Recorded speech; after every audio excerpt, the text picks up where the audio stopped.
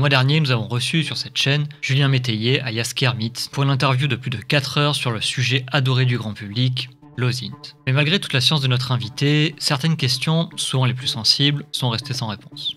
Quelques jours plus tard, une étrange personne est venue toquer à notre porte virtuelle. Elle dit s'appeler Ostara et prétend pouvoir répondre à beaucoup de nos questions. Elle nous apprend aussi qu'elle a développé 2 puissants outils qui lui permettent de traquer des groupes extrémistes et criminels sur Telegram et sur le Darknet. A priori, elle a pas mal de choses à raconter. Allez fermer votre porte à clé et installez-vous confortablement. Bienvenue dans Asma.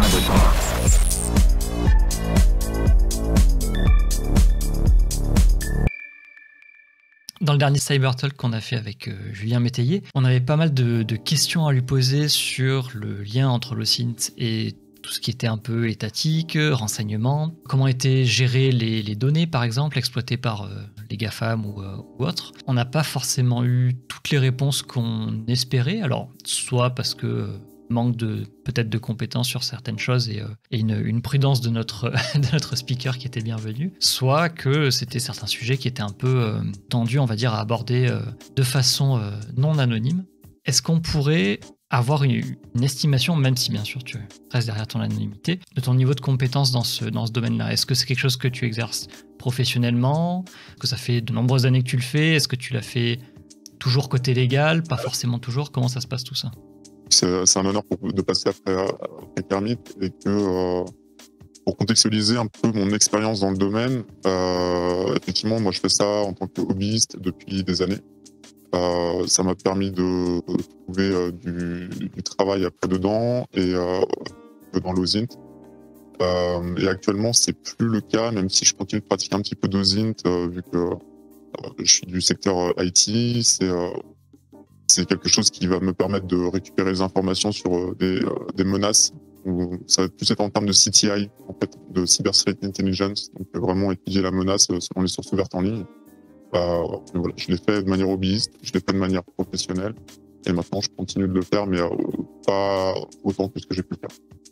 On avait pas mal discuté avec Kermit quand même du danger que pouvait représenter le fait de partager ses données personnelles en ligne, voire même du danger de certains OSINTers à se faire attraper, hein, on va dire, à se faire révéler derrière leur truc puppet ou autre. Qu'est-ce que tu en penses, toi, de toutes ces données qu'on partage en ligne et des risques qu'il y a pour notre vie privée, notre sécurité ou autre? Alors, il y a plusieurs questions et du coup, ça va amener plusieurs réponses. Je pense que ça dépend comment on se place d'un point de vue utilisateur lambda ou d'un point de vue OSINTer, donc celui qui pratique l'OSINT. Dans tous les cas, on peut avoir une certaine couche de sécurité opérationnelle. C'est sûr qu'à partir du moment où on va commencer à vouloir s'anonymiser, on va forcément faire du bruit et on va attirer des regards qu'on n'aurait pas spécialement attirés en ayant un usage lambda.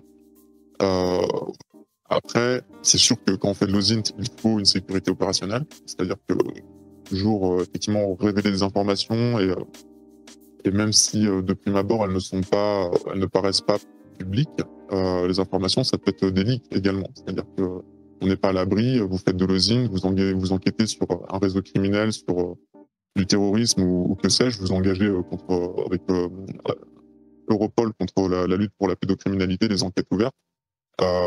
Rien ne l'indique que dans 10 ans, il y a une base de données qui va fuiter. Et là, on peut se retrouver avec des numéros de téléphone et des mails dans la nature.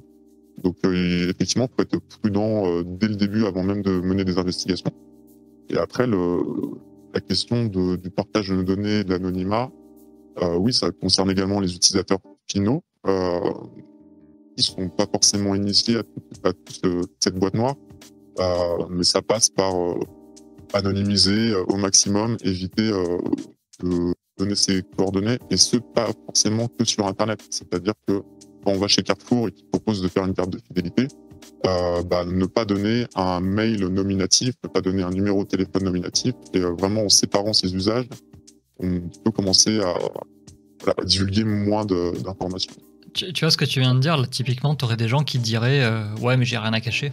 Est-ce que c'est un argument valable? Est-ce qu'on peut vraiment porter atteinte à l'intégrité, on va dire, d'une personne, juste, entre guillemets, juste avec un nom et un mail chez Carrefour? Est-ce que c'est quoi, tu vois, la chaîne de conséquences qui t'amène à avoir un vrai problème à partir d'un truc comme ça?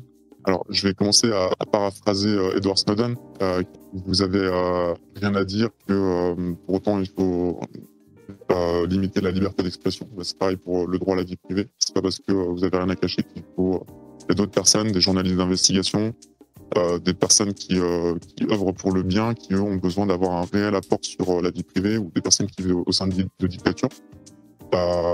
Les conséquences, en fait, elles sont graves parce que elles sont commerciales, elles sont politiques, elles sont industrielles. En fait, votre donnée isolée, même si vous êtes monsieur tout le monde, elle a de la valeur ajoutée à d'autres données. De personnes qui, pareil, ont des comportements complètement classiques. Et si on mélange ces deux données, on va commencer à avoir ce qu'on appelle des métadonnées. Et on peut étudier des comportements, vous vendre plus de choses, ou contrôler vos comportements, ou influencer vos comportements. Et c'est là la gravité de la chose, en fait, la responsabilité qu'on a face à nos données. C'est comme une donnée qui est maltraitée, c'est comme jeter ses papiers par terre dans la rue ou en pleine nature. Ça a un impact global, même si on ne le voit pas sur le moment. Comment on peut faire prendre conscience aux gens, en fait, de l'impact que ça a de leaker ses propres informations, en fait, que ce soit sur les réseaux sociaux ou, comme tu l'as dit, une carte de fidélité au supermarché du coin ou ce genre de choses, en fait. Comment on peut faire, nous, par exemple, à notre petit niveau, pour essayer d'amener cette conscience chez les gens? Alors, déjà, c'est compliqué. C'est compliqué. C'est pour ça qu'on est là ce soir, hein, pour faire passer certains messages. Et ouais, c'est quelque chose qui est sensible. Les gens sont pas forcément à l'écoute.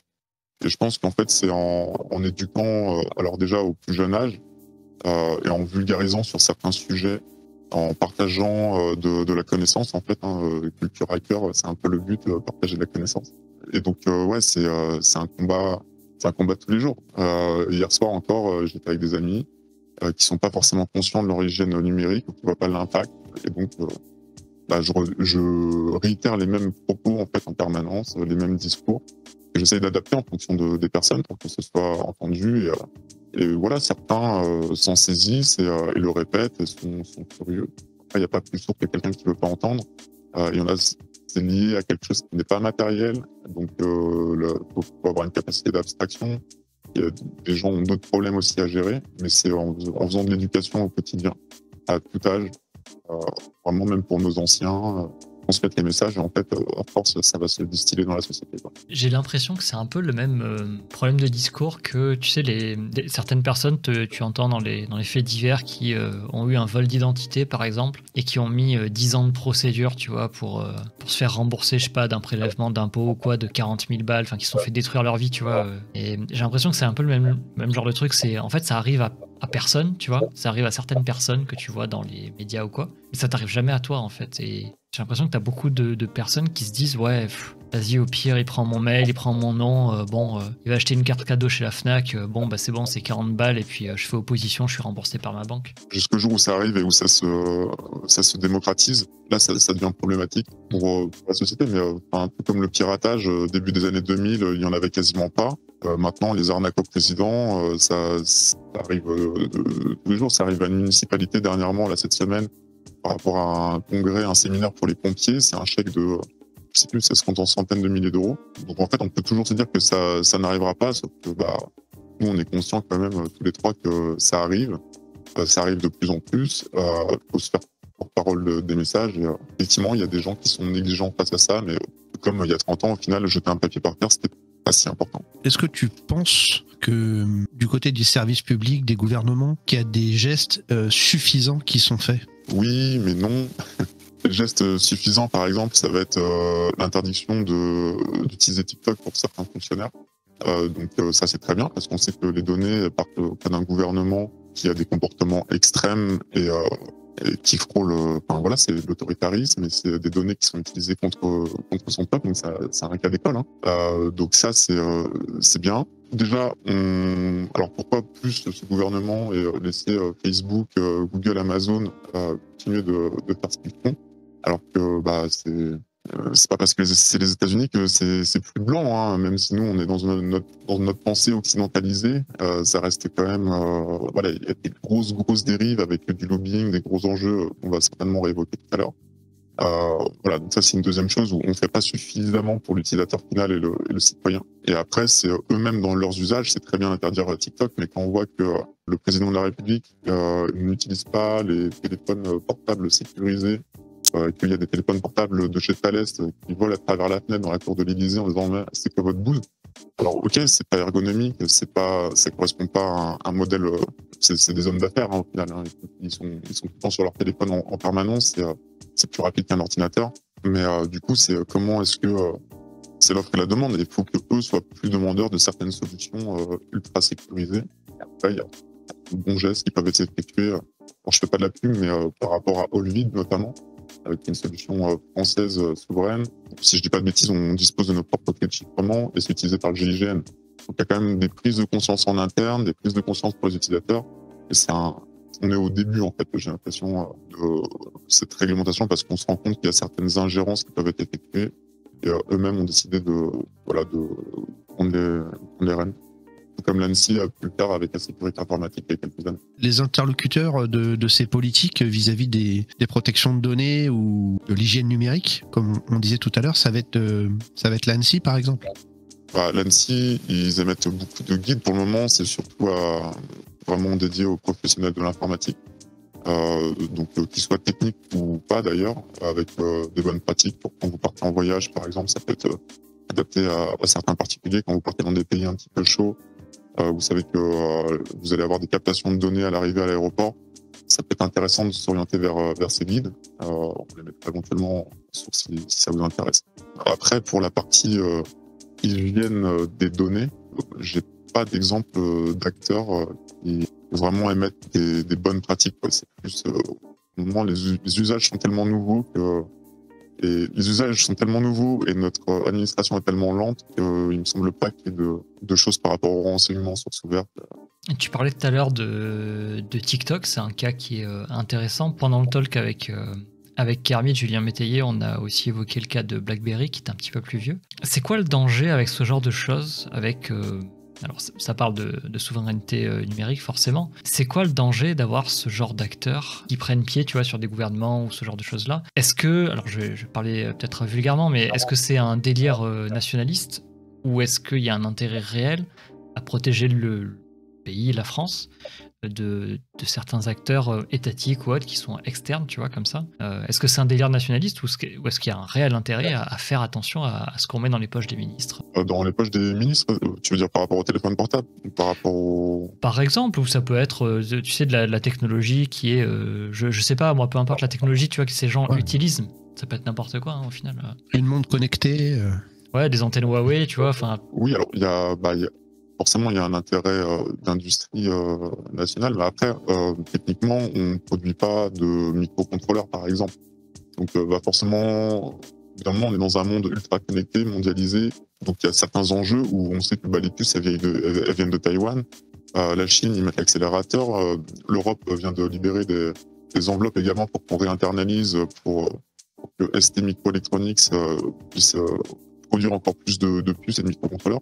On n'atteindra jamais le niveau de Taïwan et c'est pour ça que ça chauffe au niveau de la Chine et qu'il y a des gros enjeux qui bougent actuellement là-bas. Oui, il y a un intérêt commercial et autre en fait en termes d'ingérence, de captation des données. C'est-à-dire qu'on sait qu'on peut influencer des campagnes présidentielles. C'est le cas avec par exemple Cambridge Analytica qui du coup en accord avec Facebook, on est passé outre-Atlantique, en accord avec Facebook, en fait, ont récupéré des données et les ont analysées et voilà, ça a produit l'élection, par exemple, de Barack Obama, de Donald Trump, avec par la Russie certaines cyberattaques de la déstabilisation.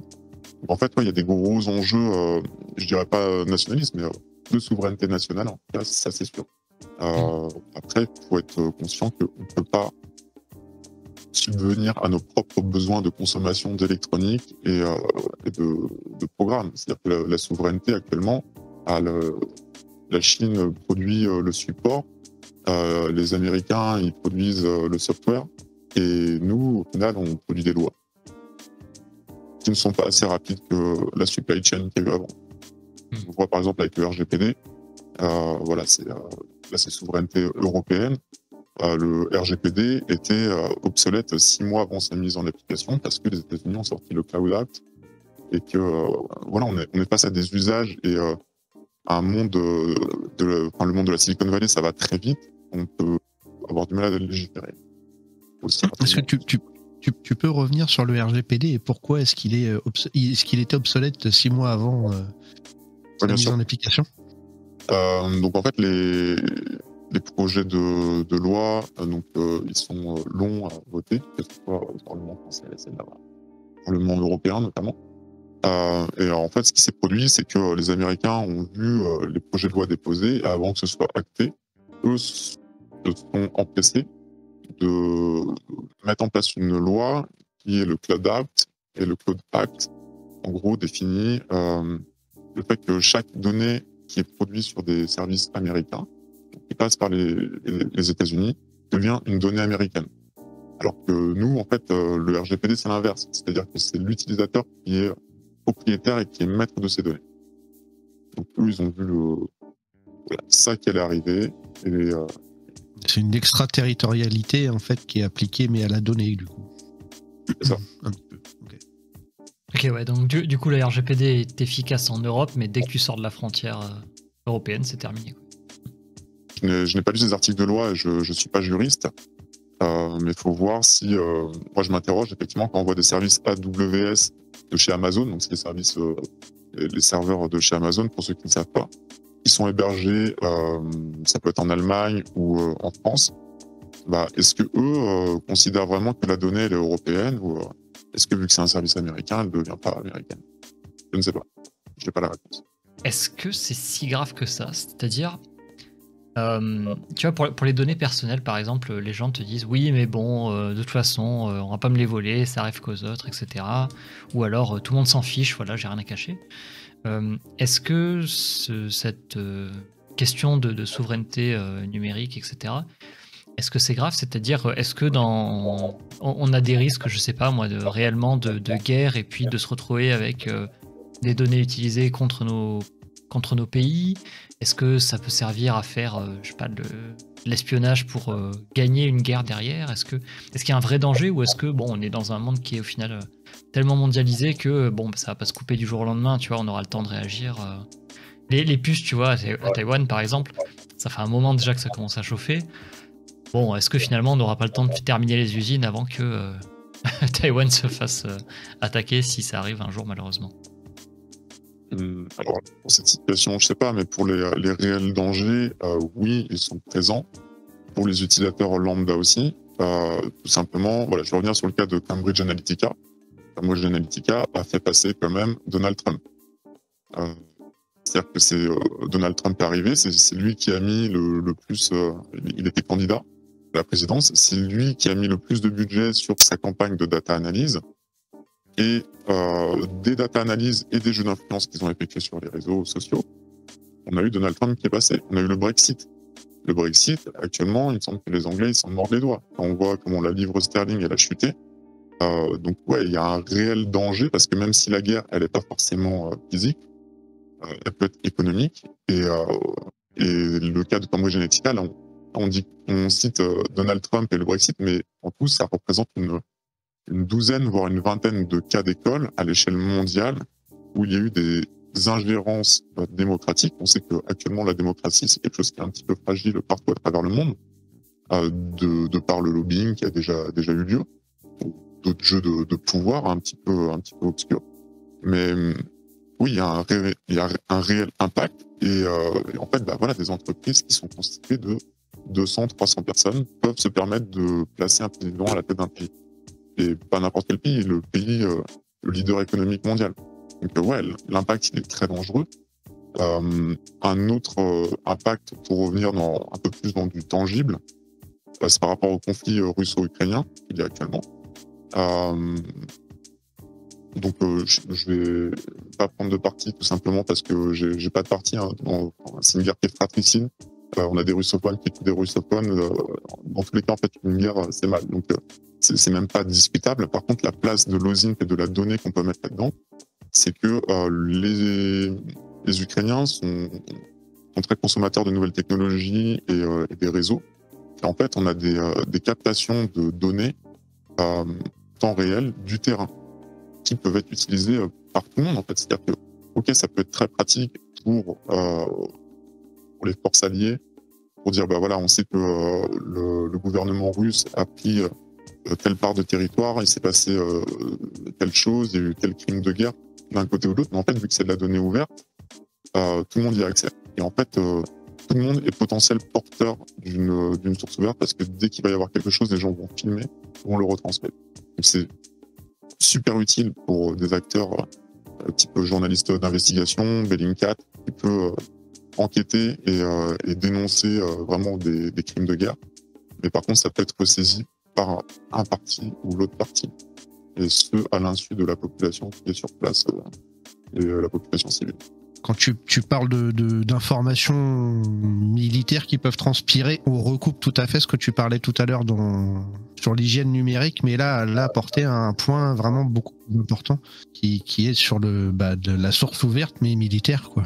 J'aimerais bien que tu nous parles aussi un petit peu de ce que tu fais de ton côté avec ces informations sources ouvertes. Alors, pour ceux que ça pourrait intéresser, il y a une ressource déjà qui est apparue il y a quelques mois, le magazine Hérodote, qui est spécialisé dans la géopolitique. Et ils ont fait beaucoup de choses comme la géopolitique de la datasphère. Et donc, c'est une revue mensuelle ou trimestrielle, je sais plus trop. Et il existe, justement, dans leur dernière édition, toute une partie sur le conflit russo-ukrainien et comme quoi les personnes sont devenues porteuses d'informations. Et que, voilà, quels sont les acteurs qui s'en saisissent. Moi, à mon humble niveau, par rapport aux outils que je peux t'amener à développer et qu'on va éventuellement présenter par la suite, ça va être par exemple la partie réseau Telegram. En gros, j'ai développé un scrapper Telegram qui permet d'identifier des réseaux d'influence. Et donc, il peut être utilisé aussi bien pour voir les liens entre l'ultra-droite française et certains acteurs gouvernementaux extérieurs. Là, on peut faire vraiment des graphes, des schémas qui vont indiquer, faire ressortir des informations qui, isolées, ne valent rien, mais groupées, en fait, sont beaucoup plus visuelles. Et ça, on peut s'en servir, je m'en suis servi, pour mettre en évidence certains nœuds d'influence dans la guerre de la communication sur le conflit ukrainien, notamment avec des groupuscules hackers qui se disent pro-russes et qui seraient sur place, mais en fait, quand on regarde, ils forwardent beaucoup de choses quand même qui sont en lien avec le gouvernement russe. Vraiment. En gros, à mon humble niveau, ce que je peux t'amener à faire, c'est développer ce genre d'outils pour faire ressortir une information, ou on va le voir avec l'outil Maltego également, pouvoir démontrer que certaines images sont reproduites et diffusées via d'autres secteurs d'influence, c'est-à-dire sur le conflit russo-ukrainien. Il peut y avoir certaines images qui sont diffusées en Palestine, par exemple, parce que ça peut permettre en fait, eux, la population sur place, ils sont également en conflit, et ça peut discréditer l'importance médiatique qu'on donne au conflit russo-ukrainien. Et donc, en fait, en diffusant certaines images au Moyen-Orient, elles peuvent remonter naturellement sur des réseaux. Je ne vais pas donner de parti politique, mais des théories complotistes, on va dire, au sein de l'Occident. Juste un point, parce que tu as prononcé le mot complotiste, donc on va s'engouffrer un tout petit peu dans la brèche quand même. À quel point ce que tu racontes là n'est pas du côté complotiste, et qu'est-ce qui est du vrai complot? Parce que tu nous parles depuis tout à l'heure de Cambridge Analytica. Alors ça, pour le coup, c'est passé devant un tribunal, il me semble, il y a un jugement qui a été rendu, etc. Donc c'est un complot, mais du coup un vrai complot qui a été démantelé, on va dire. Enfin, la partie Cambridge, en tout cas. Après, le reste avec le lien avec la Russie, etc., je me prononcerai pas dessus, je suis pas au courant. Tout ce que tu nous as raconté là un peu depuis le début, est-ce qu'il n'y a pas des liens qui sont un peu dangereux des fois avec le côté complotiste? Comment on fait pour pas tomber dans le complotisme, justement, essayer de trouver, tu vois, comme tu dis, des nœuds, voilà, arriver à certaines conclusions, voir certaines choses, sans tomber dans ce qu'on a envie de voir? Alors déjà, ce que je peux dire, effectivement, il y a certaines choses que je peux sourcer. Il y a d'autres choses du terrain où c'est mon avis personnel qui n'engage que moi. Comme on disait en off tout à l'heure, vu que je suis anonyme, ça n'engage pas grand-chose. Mais oui, effectivement, ça n'engage... c'est qu'une parole et je suis pas là pour faire du prosélytisme, quel qu'il soit. Après, c'est comment est-ce qu'on cultive son esprit critique, en fait. C'est en s'informant, en lisant plusieurs sources, en restant un peu dans la voie du milieu. C'est-à-dire qu'il ne faut pas tomber dans un extrême qui soit d'extrême gauche ou d'extrême droite. Déjà, ça peut permettre d'éviter certains raccourcis. Et après, c'est beaucoup de documentation et en lisant justement des journaux qui sont plutôt orientés à droite, des journaux plutôt à gauche, en lisant des fact-checkers, certains démentis. Après, il y a certaines réponses, certaines questions auxquelles je n'ai pas forcément de réponse. Mais comment est-ce qu'on tombe pas dans le complotisme? Faut dormir 8 heures par nuit et faire un peu de sport, manger sainement. Pas non plus avoir la tête dans le guidon. Hein. C'est-à-dire que si on commence à faire de l'OSINT 16 heures par jour, je pense que oui, on peut rapidement devenir parano. Alors, la paranoïa à faible dose, c'est très sain dans notre secteur hein, de l'OPSEC, mais avec parcimonie, pas plus qu'il ne faut. Et, voilà. Tu nous parlais de Telegram, de sphère d'influence, etc. Donc du travail que tu as commencé à mener, enfin fini de mener plutôt, ou qui est en cours, je ne sais pas. Déjà, est-ce que tu peux nous dire un peu pourquoi Telegram? Moi, je t'avoue que c'est un réseau que je ne connais absolument pas. C'est quoi l'intérêt du réseau déjà? Pourquoi est-ce que tu vas scraper ça? Est-ce que c'est aussi anonyme entre gros guillemets que Signal? Alors, pourquoi ce réseau? Parce que il héberge plein de communautés qui diffusent de pas mal de choses. En fait, au début, c'était surtout une messagerie chiffrée. Et ils ont, si j'ai bien suivi l'histoire, ils ont ouvert un petit peu comme un système de wall de Facebook où les personnes peuvent partager de l'information. En fait, vu que les communications sont chiffrées, ils se sont dit c'est sécurisé, c'est super.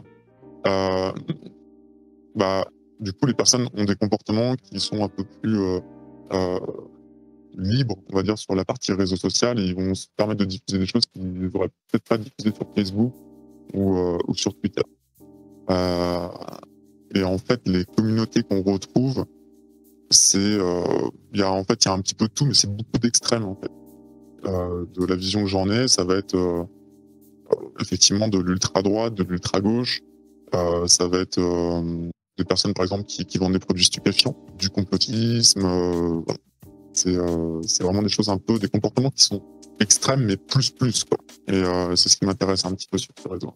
Donc tu t'es penché sur Telegram avec toutes ces communautés un petit peu extrêmes, il n'y a pas d'autre mot, hein, que ce soit d'un côté ou de l'autre, politique, religieuse, narco, prostitution, etc. Et à quel moment tu t'es dit il faut que je fasse un scrapper? Alors l'idée ne m'est pas forcément propre. C'est surtout issu d'un besoin, on va dire. Il y avait un besoin en termes d'investigation, d'un point de vue pro. Et donc, j'ai été amené à travailler sur ce sujet. C'est là où j'ai vraiment découvert ce que ça pouvait donner. Mais l'idée, instinctivement, ne m'est pas venue de moi. Encore le parti petit plugin qu'on va voir sur le Darknet, ça, c'est quelque chose que, oui, je l'ai pensé par moi-même. Le besoin, est-ce que je l'avais réellement? Pas vraiment, c'est juste dans un besoin d'investigation et de capacité, voir ce qu'on pouvait faire. Voilà, en gros. Ok, donc au niveau technique, on est d'accord que Telegram, tu peux pas, j'ai envie de dire, simplement te balader et trouver qui est derrière quoi. C'est pas comme sur un WhatsApp ou un truc comme ça où les numéros de téléphone fuitent dans tous les sens, etc. C'est plus... c'est chiffré par essence, c'est ça? Ça semble plus anonymisé, mais après, je ne saurais pas dire ce qui est réellement enregistré derrière. Ok. Il faudrait poncer leur infrastructure pour savoir. Ok. Ma question derrière ça, c'est est-ce qu'il y a une difficulté particulière avec le scrapping de Telegram ou ce que là tu as eu envie de faire sur Telegram, c'est juste parce que c'est le lieu où tu as ce genre de groupe qui se retrouve, tu vois. Et si c'était à faire sur WhatsApp ou un autre truc comme ça, c'est quelque chose qui pourrait être fait, ou sur Facebook par exemple. J'imagine que ça existe sur Facebook simplement. Sur Facebook, ça a existé parce qu'il y avait une API à un moment. Après, en fait, la limite, pour répondre à ta question, la limite sur Telegram, c'est si la personne elle a un très bon esprit critique et qu'en fait, elle ne rediffuse pas. Là, on pourra juste avoir le sourcing voir qu'elle est beaucoup diffusée, en fait, mais on va avoir du mal à voir un petit peu ses influences et ses connexions. En gros, on sait qu'on a un gros nœud de diffusion, mais on ne sait pas d'où il vient, qui est derrière. Okay. C'est un peu la limite pour Telegram. Après, pour WhatsApp, pour WhatsApp, c'est une partie messagerie. Il me semble qu'il n'y a pas de partie réseaux sociaux, donc en fait, non, c'est pas possible en source ouverte. Mais en source, c'est même plus grise, c'est noir, hein, c'est-à-dire sur les fuites de bases de données qu'a eu WhatsApp, effectivement. Si moi tu me donnes quelques gigaoctets de leaks, je pourrais faire des corrélations avec des numéros de téléphone portables et voir dans le même sens quels sont les numéros de téléphone portables qui sont les plus influents. Après, pour Facebook, ça a été fait parce que ça a été fait par Cambridge Analytica par exemple parce que c'est beaucoup c'était l'électorat majoritairement qui était sur cette plateforme. Ça, c'est quelque chose que je ne m'aventurerais pas à faire. On parlera peut-être un peu plus d'éthique plus tard, mais Facebook, ça aurait pas du tout été dans mon éthique, tout comme par exemple LinkedIn. LinkedIn, on n'en parle pas beaucoup, mais on retrouve quand même de la grosse veille entreprise et des réseaux complets. Et c'est quelque chose que je serais dans la capacité d'effectuer en m'infiltrant sur 2-3 comptes par entreprise pour pouvoir voir quelles sont les personnes qui ont le plus de contacts, qui diffusent le plus et de qui diffusent. Et pareil, avoir un réseau où on voit quels sont les nœuds d'influence. Et en gros, si on veut diffuser notre propre information, c'est cette personne-là qui peut cibler. Ou si on veut qu'ils arrêtent de diffuser certains types d'informations, faire du lobbying sur cette personne. Techniquement, est-ce que tu peux nous expliquer un peu ce que tu as fait, donc le but recherché, et comment tu t'y es pris techniquement, de façon un petit peu vulgarisée pour qu'on comprenne? Pour faire un scrapper, pour ceux qui ne savent pas ce que c'est récupérer des informations ciblées sur une page web. Okay. Là, Telegram, comment ça fonctionne? C'est comme un mur de poste. Et en fait, la personne, quand elle écrit, soit elle écrit en son propre nom, soit autrement, elle forward. C'est-à-dire, elle republie des articles d'autres personnes. Quand c'est le cas, dans l'entête du message, il y a un petit bout de code qui, moi, m'indique que c'est forward. C'est forwardé de tel utilisateur. Et en fait, moi, je vais prendre ces utilisateurs, les mettre dans des tableaux et juste les restituer de manière graphique. Et après, je pourrais effectuer ça sur un deuxième niveau. Et là, on va avoir des liens qui vont commencer à se créer. Au début, si je le fais juste sur une personne, ça va être très pyramidal. On va juste voir les personnes qu'elle a partagées. Par contre, si je regarde ce que eux-mêmes ont forwardé, là, il y a des liens qui se créent, des schémas qui ressortent. Et ça fonctionne de manière récursive je veux dire, tu remontes à combien de niveaux de liens comme ça? Alors, les limites, elles sont matérielles, on va dire. Et c'est pas. Alors, on peut l'automatiser pour que ça remonte à 1, 2, 3 niveaux. Un niveau, ça sert à rien, mais 2 niveaux, 3 niveaux. Donc, Maltego le fait très bien. On pourrait modifier également le code Python pour qu'il le fasse. Et en gros, ça a ses limites d'utilisation. C'est-à-dire que si on remonte à 2 niveaux, on peut avoir vraiment tout un réseau sur un sujet donné. Si on prend par exemple des russophones, un niveau cible des hackers, admettons. À un niveau, on va voir ce qui a été forwardé. 2 niveaux, on va avoir des sujets un petit peu connexes. Des gens qui ne sont pas forcément des hackers, mais des scripts, des gens qui vendent de la data ou qui vendent du matériel un petit peu obscur, de l'hardware. Et si on le fait sur 3 niveaux, par contre, avec un public russophone, on commence quasiment à arriver à la fédération aussi. et voir d'autres personnes qui sont russophones également, des Ukrainiens, des Arméniens. Donc, beaucoup de données et le scrapper met beaucoup de temps pour vraiment faire une cartographie exhaustive du 3e niveau. Après, j'imagine que tu as un travail d'analyse sur ce que tu scrapes. Bien sûr, bien sûr. Ça, c'est long. Après, dans l'OSINT, que ce soit comme moi je le pratique, c'est-à-dire de manière un petit peu massive ou de manière individualisée, il y a forcément des faux positifs et du gros travail de... En fait, là, on est sur la partie collecte et après, il y a la partie nettoyage qui demande beaucoup de temps. C'est pour ça que le 3e niveau en fait, du scrapper Telegram, il n'est pas utile en soi. Ça fait trop de bruit en fait. Déjà sur 2 niveaux, il y a largement de quoi travailler. Et après, on peut nettoyer d'ailleurs cette partie et après effectuer un petit peu de scrapping dessus de manière ciblée. Ouais, c'est beaucoup de travail de nettoyage. C'est un jeu de patience. Qu'est-ce qui te permet de percuter sur l'intérêt d'une information que tu vas trouver et te dire ça c'est pas du bruit, ça c'est important? Est-ce que c'est juste une question d'habitude, d'expérience, ou tu as une méthodologie que tu vas appliquer? J'ai pas de méthodologie, hélas, c'est plus individualisé. C'est à force de traiter certaines informations comme étant nulles, et instinctivement, je vais les supprimer en fait de mon analyse. Il pourrait y avoir d'autres méthodologies. Enfin, là, comme ça, je saurais pas les citer. Mais en tout cas, ouais, ça c'est plus l'expérience, c'est à force de faire.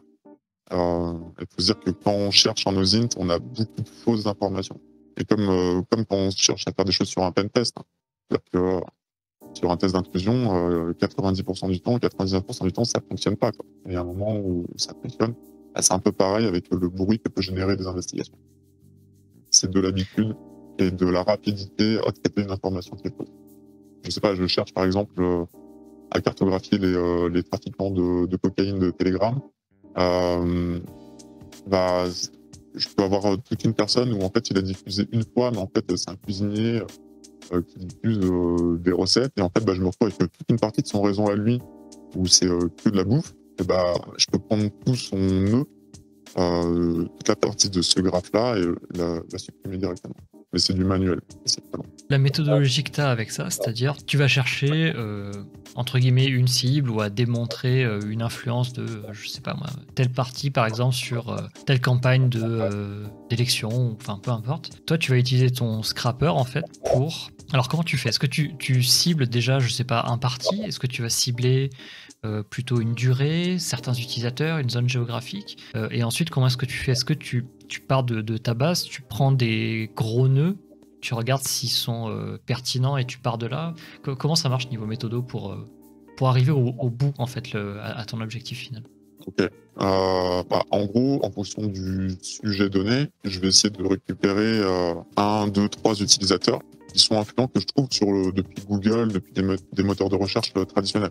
Je me renseigne un petit peu sur quels sont les influenceurs sur ce type de communication. Et là, je vais commencer à essayer un petit peu un à un sur Maltego avec mon scrapper. Et en fonction du nombre de résultats, si j'ai 12 résultats contre 2, je vais forcément privilégier celui qui est à 12. Après, je laisse pas cette première piste de côté, mais en gros, la méthodologie, c'est ça. C'est on me dit demain, on recherche de l'ultra droite. Je vais aller sur Google et puis en fonction, je vais chercher certains mots-clés, en fait, un nuage un peu sémantique. Quels sont les mots-clés liés à ce domaine et en rajoutant Telegram. Un petit point technique, parce que ça fait plusieurs fois qu'on parle de Maltego et je suis à peu près persuadé qu'il y a des gens qui nous regardent qui n'ont aucune idée de ce que c'est. Est-ce que tu pourrais nous expliquer un petit peu?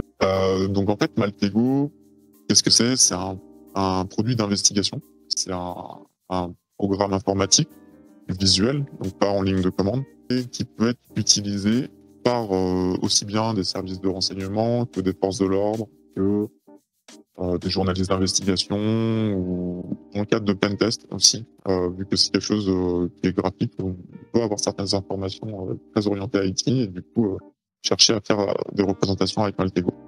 En fait, Maltego, ça fonctionne, c'est une grande feuille blanche, et c'est comme dans les films quand on voyait un investigateur, un détective, avec plein de photos et des fils rouges.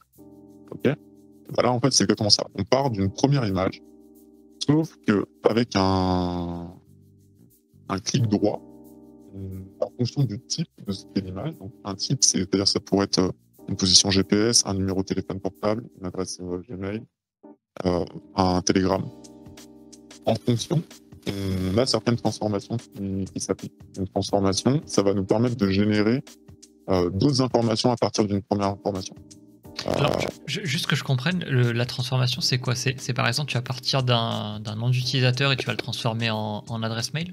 Dans le cadre de mon scrapper Telegram, tu lui donnes un nom d'utilisateur Telegram, tu fais un clic droit, scraper, il va te ressortir les noms d'utilisateurs qui ont été émis.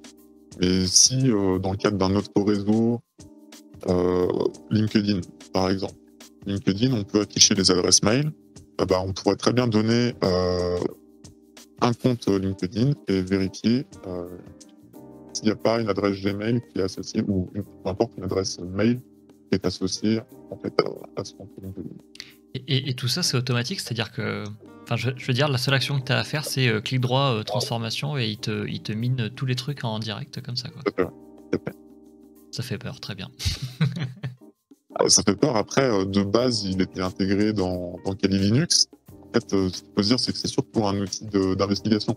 D'accord que ça fait peur, ça fait creepy au premier abord, mais en fait, les criminels n'ont pas besoin d'utiliser Maltego, à part s'ils veulent vérifier leur propre sécurité opérationnelle, ce qu'ils pourraient chercher à faire. Mais c'est 99% du temps, c'est utilisé dans un cadre légitime. Donc voilà, en fait, pour juste synthétiser, c'est un outil d'investigation qui, alors libre d'accès, il y a des versions libres et il y a des versions payantes en fonction de l'utilisation, qui est assez onéreuse d'ailleurs, la version payante. Il vaut le coup pour mes cas d'usage parce que on est sur des graphes et des traitements de données qui sont volumineux, et en fait sinon on peut être limité en termes d'affichage. Et vraiment, de manière synthétique, s'il y a une phrase à dire, c'est un tableau d'investigation avec des fils rouges entre différentes entités. Et on peut automatiser la recherche de nouvelles entités. Okay. C'est utile pour quelqu'un qui ne fait pas de l'OSINT ou de l'investigation professionnellement, genre, tu vois, un red teamer ou un pentester qui veut s'assurer un peu de connaître sa cible avant d'y aller. Il a besoin de Maltego, voire même de la version pro, ou c'est complètement overkill?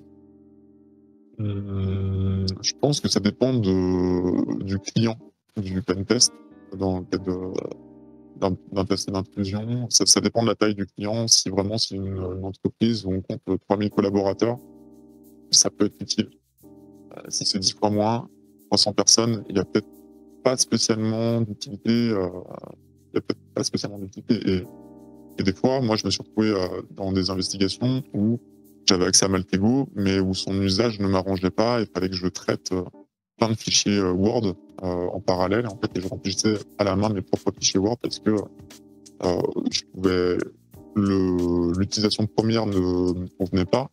Et en fonction de ce que j'avais à faire, je pouvais pas le scripter et le réintégrer. Parce que c'est ça aussi l'avantage de Maltego, c'est qu'on peut importer des scripts très facilement avec des tâches qui sont automatisées parce qu'elles sont répétitives.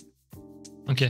Alors, du coup, en parlant de script, là, le scrapper Telegram que tu as fait, c'est donc un script qu'on rajoute à Maltego, si j'ai bien compris. Comment est-ce qu'il fonctionne? Est-ce que c'est un script qui va ouvrir, je sais pas moi, l'interface web ou l'appli Telegram et qui va aller regarder et cliquer sur les liens? Est-ce que c'est une API? Est-ce que c'est autre chose? Alors, très bonne question, effectivement. Dans le cadre pour la partie scrapper Telegram, je ne pouvais pas utiliser la librairie Beautify.so qui sert à, après avoir requêté une page web, à venir analyser le code de cette page web. Là, j'avais besoin d'une interaction, de mimer une interaction manuelle, venir scroller en fait, le fil. C'est-à-dire que le fil d'actualité est généré en fonction du nombre de scrolls, et donc on a besoin de paramétrer de base celui que j'ai publié et que je partage, c'est le 10 scrolls, mais on peut mettre une centaine et revenir carrément. Ça m'est arrivé d'aller jusqu'à la création de sites Telegram pour avoir vraiment une recherche exhaustive. Ça mettait du temps à charger, quoi. Mais là, oui, il y a une interaction graphique. Ok, intéressant. Alors, je t'avoue, je m'attendais pas à avoir cette réponse. Je pensais que tu avais une API ou un truc où tu prenais du code ou quoi. Et ok. Non, c'est intéressant de voir que ça quelque chose de entre guillemets si simple, tu vois, de façon logique, elle fonctionne en fait. T'as juste à demander à ton programme de mimer l'interaction utilisateur et ça marche très bien. Oui, après, j'aurais peut-être préféré avoir un accès API, c'est sûr. C'est sûr. Ça sera le cas sur d'autres plugins Maltego où là, je me réserve les petites surprises qui vont être rediffusées sur mon dépôt GitHub. Où là, du coup, il n'y a pas besoin de scrapping. Juste avoir les clés API des bons services et on récupère l'information. Ok. Et t'as pas moyen de te faire attraper, entre guillemets, ou bloquer par l'application? J'imagine, alors, tu vois, tout ce qui est gros réseaux sociaux, genre Facebook, LinkedIn, ouais, Twitter, à mon avis, si t'as un bot comme ça qui s'amuse à scroller et qui se fait repérer, j'imagine qu'il se fait ban assez rapidement. T'as eu ce problème? Tu y as réfléchi? Pas du tout? Alors, oui, mais pas dans ce cas d'usage. C'est vrai que là, c'était un peu un coup de chance. Est-ce que c'est volontaire ou pas de la part de Telegram? Je ne sais pas. C'est possible que ce soit volontaire. Mais ça m'est arrivé pour le moteur de recherche, le méta-moteur de recherche Darknet, où là, voilà, il y avait du troll un peu de la part des développeurs ou des captcha. Alors oui, c'est vrai que c'est quelque chose qu'on n'a pas dit, mais alors on a compris qu'il y avait 2 tools, du coup tu as commencé à teaser le second sur le côté dark web, tout ça. Et c'est les tools qui sont pas sortis, que tu avais pour toi jusqu'à aujourd'hui, c'est ça? Tout à fait. C'est bien, tu nous fais la primeur de larguer des armes comme ça. C'est ça. Et alors, est-ce que je peux te demander pourquoi est-ce que tu vas les mettre à dispo? Alors tout simplement parce que je me rends compte de la puissance des outils et que je sais qu'en face, quand je dis en face, c'est les GAFAM ont ce pouvoir, un pouvoir de calcul et d'investigation qui est largement supérieur au nôtre. Et je pense que mes outils peuvent intéresser beaucoup de personnes qui enquêtent. Moi, j'ai eu des prises de conscience en développant tout ça, en accédant, notamment pour la partie Darknet, en voyant des choses que j'avais pas forcément envie de voir, où j'ai effectué des signalements. En fait, ça fait réfléchir en disant, OK, là, ça peut être utilisé pour faire de la veille, mais en fait, quelqu'un qui voudrait lutter contre la pédocriminalité pourrait s'en saisir aussi. Il pourrait voilà, mapper des réseaux pédocriminels, enfin, voilà, des choses graves. C'est un peu la prise de conscience, et pour la partie grave, bah, comme je disais, c'est David contre Goliath, en fait. Comparé à ce qui est capable de faire Facebook avec nos données. Je les cite beaucoup, hein, désolé, je n'ai pas... Enfin, si, j'ai une dent contre Facebook, mais il n'y a pas que... Il y en a plein d'autres. Il y en a plein d'autres. Voilà, c'est David contre Goliath, parce que ce que je diffuse, c'est mignon, en fait. C'est 100 lignes de code qui peut être utile pour n'importe quel investigateur, que ce soit force de l'ordre, que ce soit quelqu'un qui veuille rétablir une vérité, qui veuille enquêter. Tant qu'à faire, tu as commencé à en parler du deuxième outil que tu voulais nous montrer. Est-ce que tu peux nous expliquer un petit peu ce que c'est, et puis on va essayer de creuser un peu ensuite? Alors c'est un outil, c'est pareil, c'est un script qui est propre qui est intégré dans Maltego. À la base, j'ai tenté d'intégrer un script qui s'appelle OnionSAP, qui a été développé par Palenat. Et en fait, le code n'est pas maintenu et il était cassé. Donc en gros, son code correspondait à venir scraper plusieurs moteurs de recherche du Darknet pour les restituer à l'utilisateur. Donc j'ai commencé à le faire. Je l'ai fait sur 3 moteurs de recherche qui sont peut-être plus aujourd'hui les leaders des moteurs de recherche du Darknet. Il en émerge, c'est quelque chose qui est assez mouvant, qui est assez volatile, le Darknet, pour ceux qui ne savent pas. En gros, on va venir interroger depuis une phrase ou un mot-clé, effectuer une transformation, et on va avoir des entités qui vont apparaître, qui seront des redirections vers le format du Darknet. C'est comme des adresses URL classiques, c'est du HTTP. En gros, on peut juste prendre le site du Darknet. J'ai pas beaucoup traîné sur le Darknet ou le Dark Web. C'est assez difficile de trouver quelque chose quand tu le recherches, en fait, si t'as pas vraiment l'adresse en point oignon directement accessible en fait.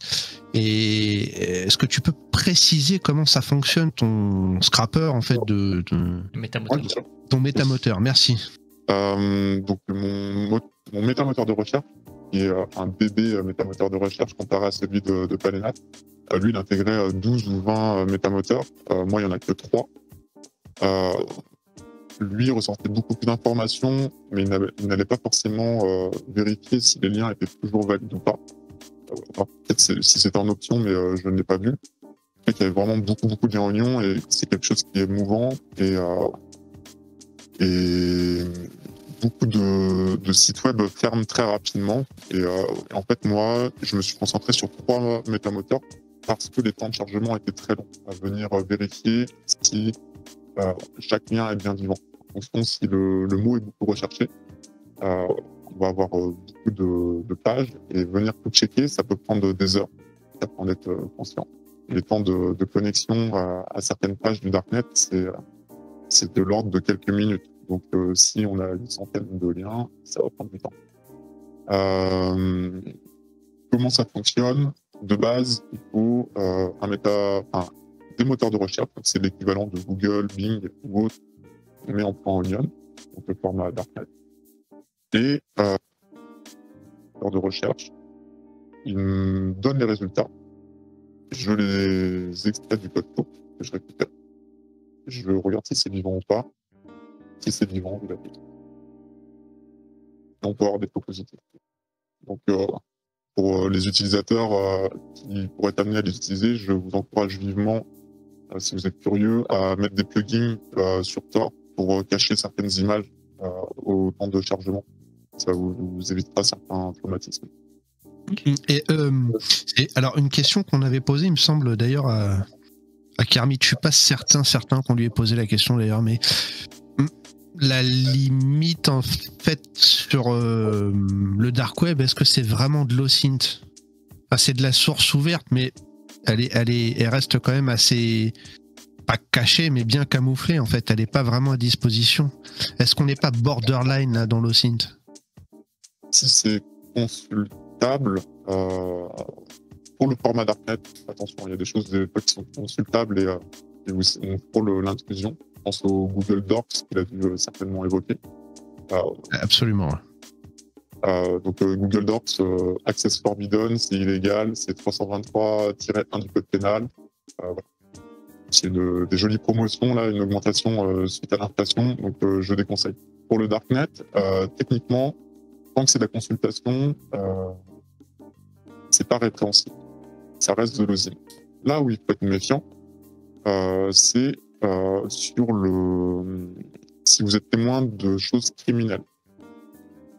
Dans le code pénal en France, si vous êtes témoin d'un crime, on est tenu en fait d'en rendre compte. Ça doit être c'est l'article 40 du code civil ou du code pénal. Si on est témoin d'un crime, par exemple, vous accédez à une image de porno dégueulasse, là, en fait, faut en rendre compte. Même si vous êtes allé sur Darknet, c'est comme ça, vous avez une requête qui est partie. C'est connexion au service de police, à cybermalveillance, ou c'est le service qui vous concerne. Mais en tout cas, il faut rendre compte. Et c'est là où c'est border. C'est quand même de l'information qui est ouverte. Et si on accède à des scènes de torture, alors que c'est un endroit qui est dégueulasse, le Darknet. On y met les pieds, ça ne nous réjouit pas forcément avec l'image qu'on a de l'humanité.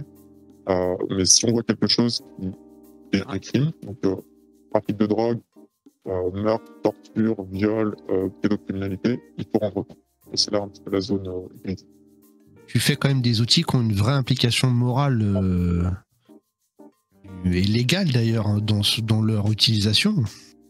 Quelqu'un qui va décider d'utiliser ton métamoteur pour aller creuser un petit peu sur le Darknet ou le Dark Web, il y a quand même une véritable implication soit éthique et morale derrière, parce que tu cherches quelque chose que tu vas peut-être essayer de dénoncer peut-être, ou alors d'un autre côté, est-ce que tu n'as pas peur aussi que ça puisse être utilisé d'une autre façon, quoi, un peu plus illégale?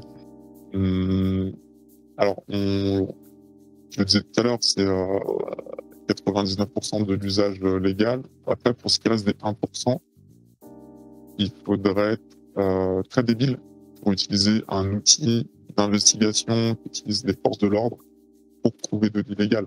C'est-à-dire que là, c'est se tirer une balle dans le pied, en fait. On ne sait pas ce qu'il y a derrière Maltego, dans le code source, des zones cachées, des backdoors, de la récupération d'informations. Mais ça pourrait même être limite un acte citoyen, où effectivement, le mec qui va aller acheter de la drogue, non, enfin, tu vois, un truc, la drogue, je ne parle pas du petit pétard qui va fumer en festival dans 6 mois, mais vraiment des trucs chauds, du GHB, comme ça, le mec s'est tiré une balle dans le pied, en fait, parce que de base, s'il a commencé à télécharger Kali, il peut commencer à être un peu fiché. Maltego, il l'enclenche, on ne sait pas ce qui se passe. Et là, il y a des requêtes qui partent. Ça va forcément sonner à un moment ou à un autre. Sachant qu'en France, je rappelle que la surveillance globalisée est actée depuis l'été 2015. Le dispositif est en place et je ne sais pas quelles sont les capacités derrière, mais en tout cas, il y a des capacités de détection et très, très bien appliquées parce que ça fait longtemps qu'il n'y a pas eu d'attentat sur le sol français. Donc, en fait, quelqu'un qui irait consulter avec mes outils, ce ne serait pas une bonne sécurité opérationnelle. Si c'est pour faire quelque chose d'illégal, si c'est dans le cadre d'une investigation, je ne sais pas, de protection de l'enfance, voilà, les personnes, c'est un cadre réglementé. Ils se font pas répéter. Mais pour quelqu'un de malveillant, je le jouerai pas comme ça. Ok. Alors, si on rentre un peu plus sur le détail un peu plus technique, on va dire, tout ce qui est Darknet, Dark Web, etc., c'est souvent médiatisé, mais pas souvent très bien expliqué au niveau de la technique. Est-ce que tu peux juste nous faire un mini rappel sur les sites en .onion, Tor, etc. Enfin, comment ça se passe tout ce truc-là et pourquoi est-ce qu'on aurait besoin d'un métamoteur de recherche comme celui que tu as fait? Pour accéder au Darknet, il y a des navigateurs, le plus célèbre étant Tor. TOL. Et donc c'est du routage en oignon. Comment ça fonctionne? Je suis pas un expert de protocole. J'en suis navré. Mais une connexion qui part est censée être plus ou moins anonyme. En tout cas, dans sa création. À l'époque, quand c'est sorti, c'était anonyme. En fait, vous passez par différents relais, comme des routeurs, différentes bots, si vous voulez, différents nœuds au sein du réseau Tor, qui font que, en gros, ça garantit votre anonymat quant à la consultation d'un message. C'est des systèmes cryptographiques, donc je vais pas m'avancer sur le point de vue protocolaire ni crypto, mais en gros, vous êtes censé être anonyme. Là, ce qu'il faut prendre conscience aussi, dans le cadre d'usage illégal, c'est que les gouvernements diffusent des nœuds, des faux nœuds en oignon pour pouvoir faire une attaque de man in the middle. Se place entre l'émetteur et le récepteur. Donc, du coup, il y a un routeur qui va prendre votre enveloppe et qui peut commencer à casser l'algorithme de chiffrement, même s'il a été durci dernièrement, il me semble, dans une nouvelle version. Mais en tout cas, voir qui est le destinataire et l'émetteur.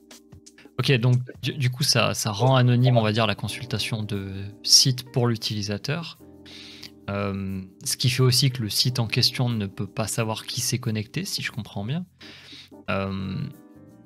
Comment est-ce que toi tu arrives à faire cette indexation? Parce que en gros, la chose sous-jacente de ce mode de fonctionnement en Onion, c'est que, en gros, soit tu connais l'adresse, soit tu la connais pas, et puis tu peux pas tomber dessus aléatoirement, tu vois, avec un moteur de recherche, des robots Google qui vont aller cartographier le Darknet, si je comprends bien, c'est ça?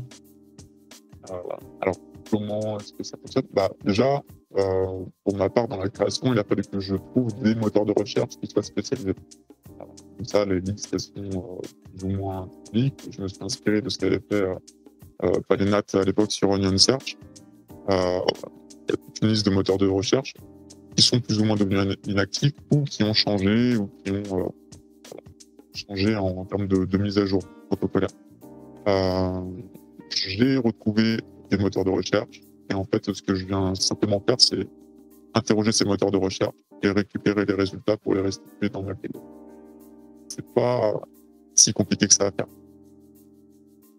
Ça demande juste, sur le coup, un petit peu d'imagination, d'abstraction, et après, faut juste le faire manuellement, et quand on se rend compte que manuellement, c'est 3 clics. D'un point de vue de programme informatique, c'est pareil, ça correspond à 3 clics. Même si c'était sur 100 lignes de code, vous voyez ce que je veux dire. Ok. Alors, quelle utilité on peut avoir avec cette création-là? Quel est le but final? Tu vois, moi, si j'y connais pas énormément de choses en investigation ou en OSINT, concrètement, ça peut me servir à quoi, en fait, ce truc-là? Alors, dans le cas d'école que j'ai mis, c'est des leaks. Mais j'ai juste mis une entité pour la démonstration en mettant leak. Si on prend leak, les phrases clés un petit peu, fuite de données, etc., ou des noms de rançonneurs, du Logbit par exemple, et des noms de victimes. Vous travaillez en sécurité informatique et votre client, il s'est fait poncer, il y a eu une demande de rançon, et vous, ça peut vous permettre de faire de la veille et d'aller chercher quand est-ce que votre client il va apparaître. Est-ce qu'il est apparu quelque part sur le darknet? Est-ce qu'il y a un lien entre fuite de données et votre client? Si votre client, c'est un gros acteur, il va y avoir pas mal de résultats, ça va faire pas mal de bruit, mais couplé avec certains mots-clés, Malpego permet de publier des entités également. Instinctivement, si on prend une entité, on fait des recherches, ça fait beaucoup de bruit, un espèce de nuage, et sur l'autre, pareil, il peut y avoir 2-3 pages qui matchent. En fait. Voilà l'une des utilités dont on peut servir. Après, ça peut servir, comme je disais, dans d'autres cas d'usage. Quelqu'un qui lutte contre le trafic de drogue, qui lutte contre la pédocriminalité, ou les actes de torture, de l'esclavagisme, toutes les joyeusetés qu'on trouve sur le darknet. Ça peut être utilisé pour lutter contre ça également. Il y a un vrai côté pratique, parce que c'est vrai que si tu veux avoir par exemple une veille cyber sur le darknet, personnellement je trouve ça hyper compliqué parce qu'il faut que tu arrives déjà à trouver ça marche beaucoup par forum. Faut arriver à trouver des forums qui sont bien actifs et puis faut se connecter, etc. Là c'est vrai que si on peut si on peut déjà faire une recherche sur des moteurs et que ça nous sort des points oignons à disposition, entre guillemets, sur une recherche, c'est quand même hyper intéressant. Oui, après, ce qu'il faut se méfier, c'est alors déjà la volatilité de l'environnement du darknet, qui est en ligne aujourd'hui, ne le sera pas forcément demain. Et également, là, on se repose sur des moteurs de recherche qui ne sont pas les nôtres. En fait, c'est pas nous qui vont. Je viens pas crawler le darknet en permanence et brute forcer des adresses URL pour voir ce qui est actif ou pas actif. C'est pas ma propre base de données. Donc, on se repose sur des bases de données qui sont pas toujours exhaustives, qui sont pas toujours à jour. Ça peut être pour AMIA, il me semble, on monte à 2-3 semaines. En fait, le résultat a été indexé il y a 2-3 semaines. Ce qui existe toujours aujourd'hui, pas forcément. Tu n'as pas nommé les 3 moteurs de recherche que tu scrapes, que tu utilises? Alors, les 3 moteurs de recherche qui ont été utilisés, c'est AMIA, GDARC et Tormax, il me semble. Ah ouais, ok. Il y en avait un 4e, mais qui fonctionnait plus. J'ai pas mal de petites anecdotes de moteurs de recherche qui m'ont trollé. Quand ils ont vu que j'étais un script, je recevais des messages en mode console ou dans... Voilà, j'ai reçu plein de codes d'erreur un petit peu obscurs, notamment, j'ai plus le numéro, mais le Tipot. Le site web me répondait qu'il était une théière et non pas un site web. Et petite anecdote marrante quand même. Donc les cybercriminels ont de l'humour. Pour donner suite un petit peu à la vidéo que vous avez eue avec Kermit, ça peut permettre de pivoter sur certaines informations. C'est-à-dire que soit depuis une première information qu'on a eue, obtenir certains mots-clés, le nom d'une base de données, le nom d'utilisateur, même si pour les utilisateurs, les moteurs de recherche là sont pas très ouf, mais en fonction de certains mots-clés un petit peu uniques, je sais pas, ananas, peut-être on peut pivoter d'une information textuelle ou d'un lien vers des liens du darknet. Et inversement. du Darknet se retourner vers autre chose d'un peu plus clair, je sais pas, pour accéder à une adresse mail qui a tweeté avec le mot de passe sur le Darknet. Donc nous, déjà, on ne veut pas forcément se servir du mot de passe dans le cadre de notre investigation. Admettons, ça a été changé. En tout cas, d'une première recherche, on accède à une ressource qui va nous permettre de pivoter sur... Ok, et alors, question bête, mais... donc, on va partir du principe que sur le Darknet, on est anonyme. Est-ce que ça peut permettre par exemple, à des policiers, des enquêteurs ou quoi, d'arriver à corréler, tu vois, des infos d'un criminel et à révéler, à désanonymiser en fait un utilisateur du Darknet, voire même quelqu'un qui a créé un site, tu vois, qui héberge un site. C'est possible d'arriver à faire ce genre de lien? Alors mon outil en lui-même ne va pas spécialement désanonymiser les personnes qui y sont. Après, couplé à d'autres outils, oui, ça peut le faire. Après, faire des liens un petit peu comme ça entre... ça peut permettre d'établir des liens entre plusieurs canaux de communication. Je ne sais pas si la personne elle a échangé sur des forums du Darknet et sur du WhatsApp et sur du Telegram, ça pourrait aider dans le cadre d'une enquête ou dans du post-criminality. C'est-à-dire que on a arrêté un trafiquant d'armes et en fait on retrouve certaines de ces conversations, comment ils vendaient ces produits sur le Darknet, et du coup faire du lien, même si la personne a déjà été arrêtée et il est en jugement à venir, on pourrait faire une enquête post-criminality. Ok. Et tu peux le faire marcher avec le premier outil dont tu nous as parlé. C'est quelque chose qui est tout à fait combinable et qui peut se nourrir l'un l'autre. Avec Maltego ? Ouais. Oui, complètement. Et après, on peut... alors, ce dont je n'ai pas parlé, c'est un peu les évolutions des outils. Il y a une petite révolution en ligne. Alors, il n'y a pas beaucoup de monde qui en a entendu parler, mais ça s'appelle ChatGPT. Okay.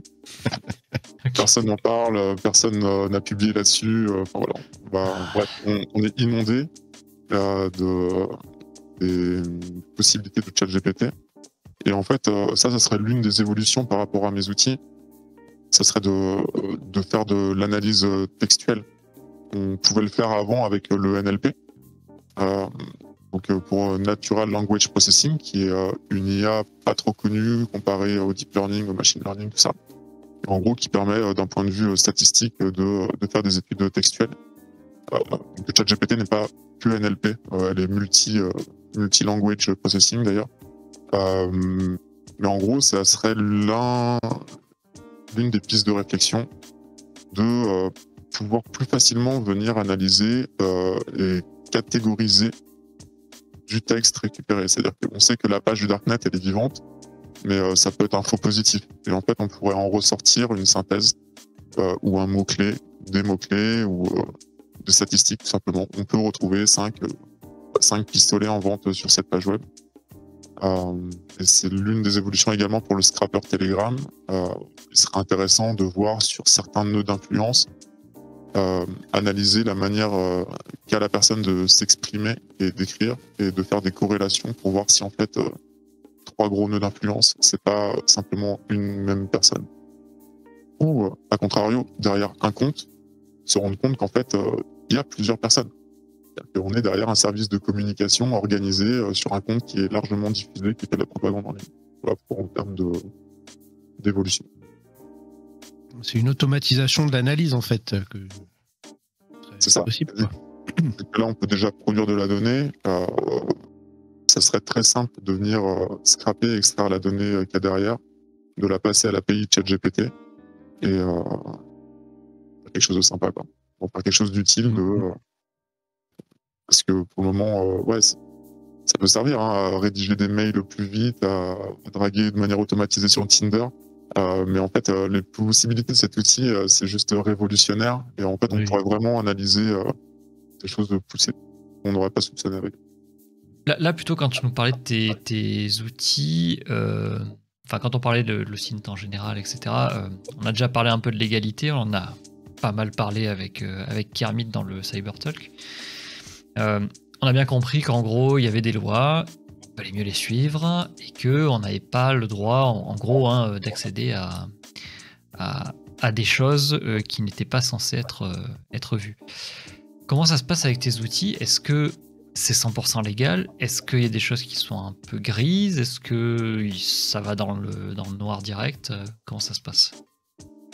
On est plutôt sur du blanc-gris, blanc un peu nuancé gris, dans le sens où, en termes de scrapping, à moins que ça ait changé, par rapport à Telegram, ça aurait pu être illégal si il y avait eu dans les conseils généraux d'utilisation, les CGU, tout le droit applicatif, le droit tacite entre l'application et l'utilisateur, si c'était marqué noir sur blanc qu'il est interdit pour des robots d'accéder à la donnée.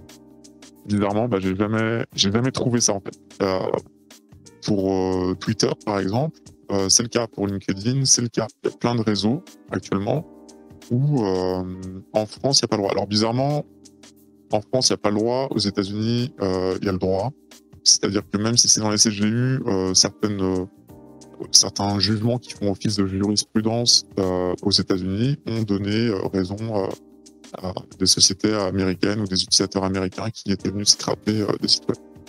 Nous, en France, on a le droit de scraper, sauf si c'est de la donnée personnelle, et sauf si c'est marqué dans les clauses du contrat. Tu as le droit de scraper, de stocker. Tu as le droit de scraper, de stocker si c'est pas des données personnelles, si c'est pas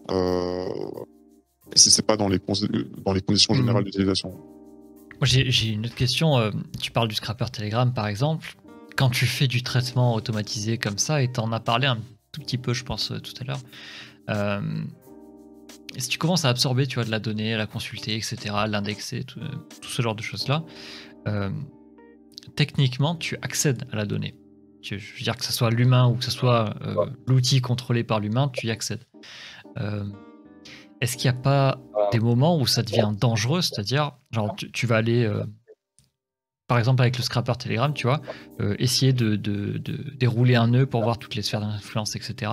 Ton truc va scroller dans des trucs qui sont clairement illégaux. Et du coup, ça te donne l'obligation d'aller le déclarer à la justice parce que normalement, tu l'as vu, mais en fait, c'est pas toi, c'est ton robot, tu vois. Enfin, est-ce que tes deux outils là peuvent te mettre dans ce genre de cas qui peuvent être illégaux entre guillemets? Alors pour le scrapper Darknet, très clairement oui. Pour le Telegram, si on a indexé un compte qui vend de la cocaïne, mais on n'a pas double-cliqué sur le compte qui vend de la cocaïne, on ne le sait pas en fait que ce nœud-là il fait ça. Donc normalement, on est pas, à mon sens, c'est pas répréhensible.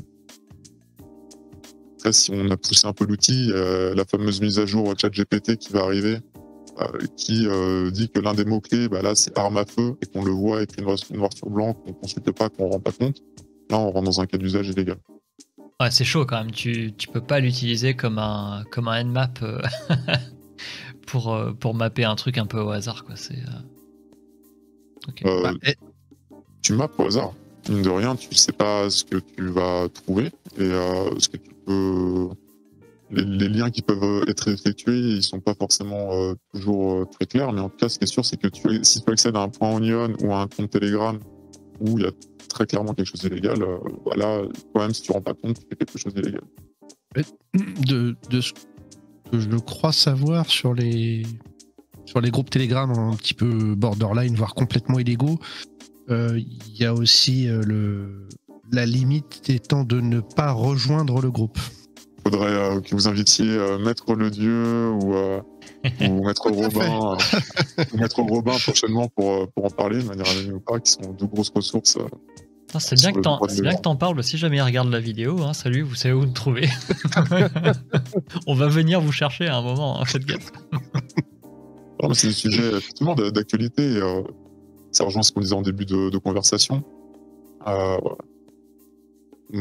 Ça va tellement vite, le numérique va tellement vite que le droit galère à suivre. Et je ne saurais pas dire où s'arrête la légalité par rapport à ça. Je ne sais pas. Sujet, alors pas forcément lié, mais qui me vient là en tête. Il y a pas longtemps, il y a eu une union de plusieurs entreprises qui disaient s'il vous plaît, ralentissez tout ce qui se passe sur l'IA parce que c'est en train de faire péter un boulon. C'est un peu le même genre de cas au final. T'as la technologie qui part tellement loin devant que le cadre légal ou voire même le cadre sécuritaire n'arrive pas à suivre. Ça serait faisable d'arriver à mettre un stop à ce genre d'initiative le temps que les lois rattrapent. T'en penses quoi de tout ça plus sérieusement? Situation complexe. Alors, ce que j'en pense par rapport au droit, à la vitesse à laquelle ça va, je trouve que en France, même si on est en retard, on est quand même vachement précautionneux, de l'utilisateur et du citoyen. Je pense qu'il y a d'autres dérives à travers le monde. Les dérives, elles sont autres en France. Les dérives, ça va être celles qui sont influencées par les GAFA, mais celles dont on a un peu parlé, c'était Cambridge Analytica ou typiquement Avisa Partner. Avisa Partner, qui est le cofondateur du Forum international de la cybersécurité, qui a lieu une fois par an à Lille. Quand on voit qu'en fait c'est eux qui l'organisent, mais ils sont en procès avec le gouvernement par rapport à des jeux d'influence, c'est de l'OSINT grandeur nature. Hein, c'est des graphes, pareil, où on va faire de l'influence, de la désinformation ciblée. Ces personnes-là on leur accorde quand même le fait de faire leur forum. Et en fait, l'État se retire. C'est-à-dire que le ministère des Armées a dit non, on n'y va pas. La DGSE a dit non, on n'y va pas. Puis la gendarmerie, puis l'ANSSI. En fait, il a quand même lieu, quoi. Donc en gros, on laisse les industriels qui, ils vont être proches de l'État. Ça se trouve, les années à venir, ils vont give up aussi, ils vont abandonner le terrain. Mais ça vient bien m'interroger quand même. C'est-à-dire que ce qui m'inquiète, c'est pas les dérives tant gouvernementales en France, c'est plus les dérives de certains acteurs, sachant que les mecs, Avisa Partner, je sais pas, ils doivent être 300, quoi. À 300 Pax, ils arrivent à faire en sorte qu'il y ait 7000 agents de la DGSE, une institution qui n'aille pas sur place, quoi, qui est reconnue mondialement. Ça m'inquiète beaucoup. Et d'autres dérives, après, en termes de droit, c'est où est-ce qu'on place le droit de la vie privée, mais par rapport à nous, ce qu'on vient de dire là, mais par rapport au gouvernement chinois. Je suis désolé, mais là, on rentre, j'ai déjà prononcé le mot là tout à l'heure, mais on rentre vraiment dans une sphère crypto-fasciste où les personnes sont fichées de manière numérique sur leurs données ouvertes. C'est-à-dire que vous marchez dans la rue, des algorithmes vont regarder de quelle manière vous marchez. Si vous dites le moindre mal du parti et qu'il y a un micro quelque part ou une image qui le capte ou un texte, vous allez perdre des points sociaux. Donc vous pouvez plus prendre de vol, vous pouvez plus prendre de transport en commun, vous pouvez plus même accéder à certains immeubles. Genre les portes, il y a une reconnaissance faciale et les portes de l'immeuble ne s'ouvrent pas. C'est typiquement Black Mirror, quoi. Donc je trouve, nous en Occident, on n'est pas tant que ça à plaindre, même s'il y a une surveillance globalisée qui est affirmée pour lutter contre le terrorisme, même si c'est discutable. Comparé à d'autres dérives, c'est de la science-fiction ce qui se passe là-bas. Et c'est dystopique. C'est dystopique. On est sur du 1984. Il y a un œil partout qui regarde chaque concitoyen. Et on peut se permettre d'être blacklisté pour 2-3... Il suffit que la personne, je sais pas, elle a une morale en baisse, une dépression, un truc, un burn-out. L'humain, il n'est pas... son humeur n'est pas régulière. Il suffit qu'il y ait une baisse d'humeur et en fait, on peut blacklister des personnes, quoi. Et ça, c'est pas acceptable humainement. Tu penses pas que ça va arriver chez nous? Parce qu'il y a 15 ans, par exemple, un petit peu plus de 15 ans, l'idée d'avoir des caméras partout, comme c'était déjà le cas en Chine, c'était complètement inacceptable en France. C'était un truc qu'on verrait jamais, c'est une dystopie, blablabla. Aujourd'hui, en fait, les caméras partout dans la rue, c'était vachement accepté. Ouais. Alors, peut-être, tu penses pas que ça va arriver chez nous aussi, ce genre de process? Après, il y aura toute la communauté hacker qui se fera la joie de trouver des vulnérabilités dans le système, tout comme la communauté hacker en Chine œuvre. Mais oui, c'est inquiétant.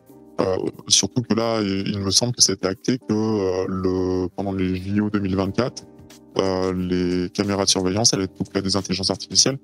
oui, ça vient interroger la notion de vie privée et de surveillance. Effectivement, ça vient interroger ces notions. Est-ce que ça arrivera? Je suis pas devin. On est censé être dans un état de droit et des droits de l'homme particulièrement, mais on n'est pas à l'abri. Donc, il faut être très très vigilant justement de ce qui se passe, des dérives à travers le monde. Déjà des pouvoirs des startups et des entreprises aux États-Unis, et autrement de l'autoritarisme comme on le voit en Chine, du cryptofascisme. Ouais, ça inquiète. Il faut qu'on soit vigilant des deux bords, c'est-à-dire à Visa Partner, je vais pas dire c'est dehors, mais voilà, c'est pas terrible, quoi. Au bout d'un moment, faut commencer à sanctionner et pas juste faire des procès. Et pareil pour l'intelligence artificielle, faut doser en tout cas de cette capacité. T'as quand même une réflexion, j'ai l'impression, qui essaye de partir un peu dans deux directions, parce que, alors, comment dire ça? J'ai l'impression que tu vois, en donnant tes outils au grand public, tu sais très bien que les services de police, par exemple, vont s'en servir pour aller traquer des criminels ou autres. Donc, tu as un côté assez, comment dire, où tu as confiance en ton État, au système qui investit, etc. Vu que tu leur confies des outils, au final, tu leur fais entre guillemets confiance pour qu'ils aillent mener de bonnes actions. Mais de l'autre côté, ce que tu dis aussi, c'est que bon, tu as des actions comme ça, comme pour les JO, qui sont beaucoup plus dangereuses. Donc, comment ça se passe? Est-ce que tu essaies de rester optimiste et de leur faire confiance entre guillemets en libérant des outils comme ça? Est-ce que ton optimisme va un petit peu plus loin, s'il s'en est un? Est-ce que, je sais pas, moi, t'as la police ou service secret, renseignement, peu importe, qui te contacte, tu vois, pour essayer d'aider sur des cas précis avec des outils que tu aurais fait? Est-ce que ça te plairait? Ou est-ce que ce côté où tu vois que l'État, au fur et à mesure, commence à mettre du contrôle en place, c'est quelque chose qui fait trop peur au final? Où est-ce que tu te places, tu vois, dans cette espèce de je sais pas comment dire, de dichotomie, enfin je sais pas. Ouais. J'aurais du mal à répondre parce qu'il y a au moins 5 questions. Il y a beaucoup de choses, pardon. Mais en gros, alors pourquoi déjà cette divergence? Je trouve ça très intéressant ce que tu dis, que tu pars dans deux directions en fait. Et ça, je pense que c'est le propre du sens critique et du centré. Tu vois, c'est-à-dire que en fait, je suis pas, je suis entre progressisme et traditionnalisme, tu vois, entre ok, faut faire avancer les choses, faut que ce soit libéré, mais faut que l'État garde un certain pouvoir. En fait, j'ai pas un discours ultra droite où je dis oui, bah c'est les pleins pouvoirs de l'État, et j'ai pas non plus un discours ultra gauche ou vraiment complètement anarchiste en fait, qui va dire ouais bah non mais quoi que la surveillance, tu vois, c'est dosé. Et c'est ça, mais ça c'est la difficulté. Hein. C'est quelqu'un qui est à fond, qui a un objectif clair. Je dis pas que mes objectifs sont pas clairs, mais qui a une opinion politique très très tranchée.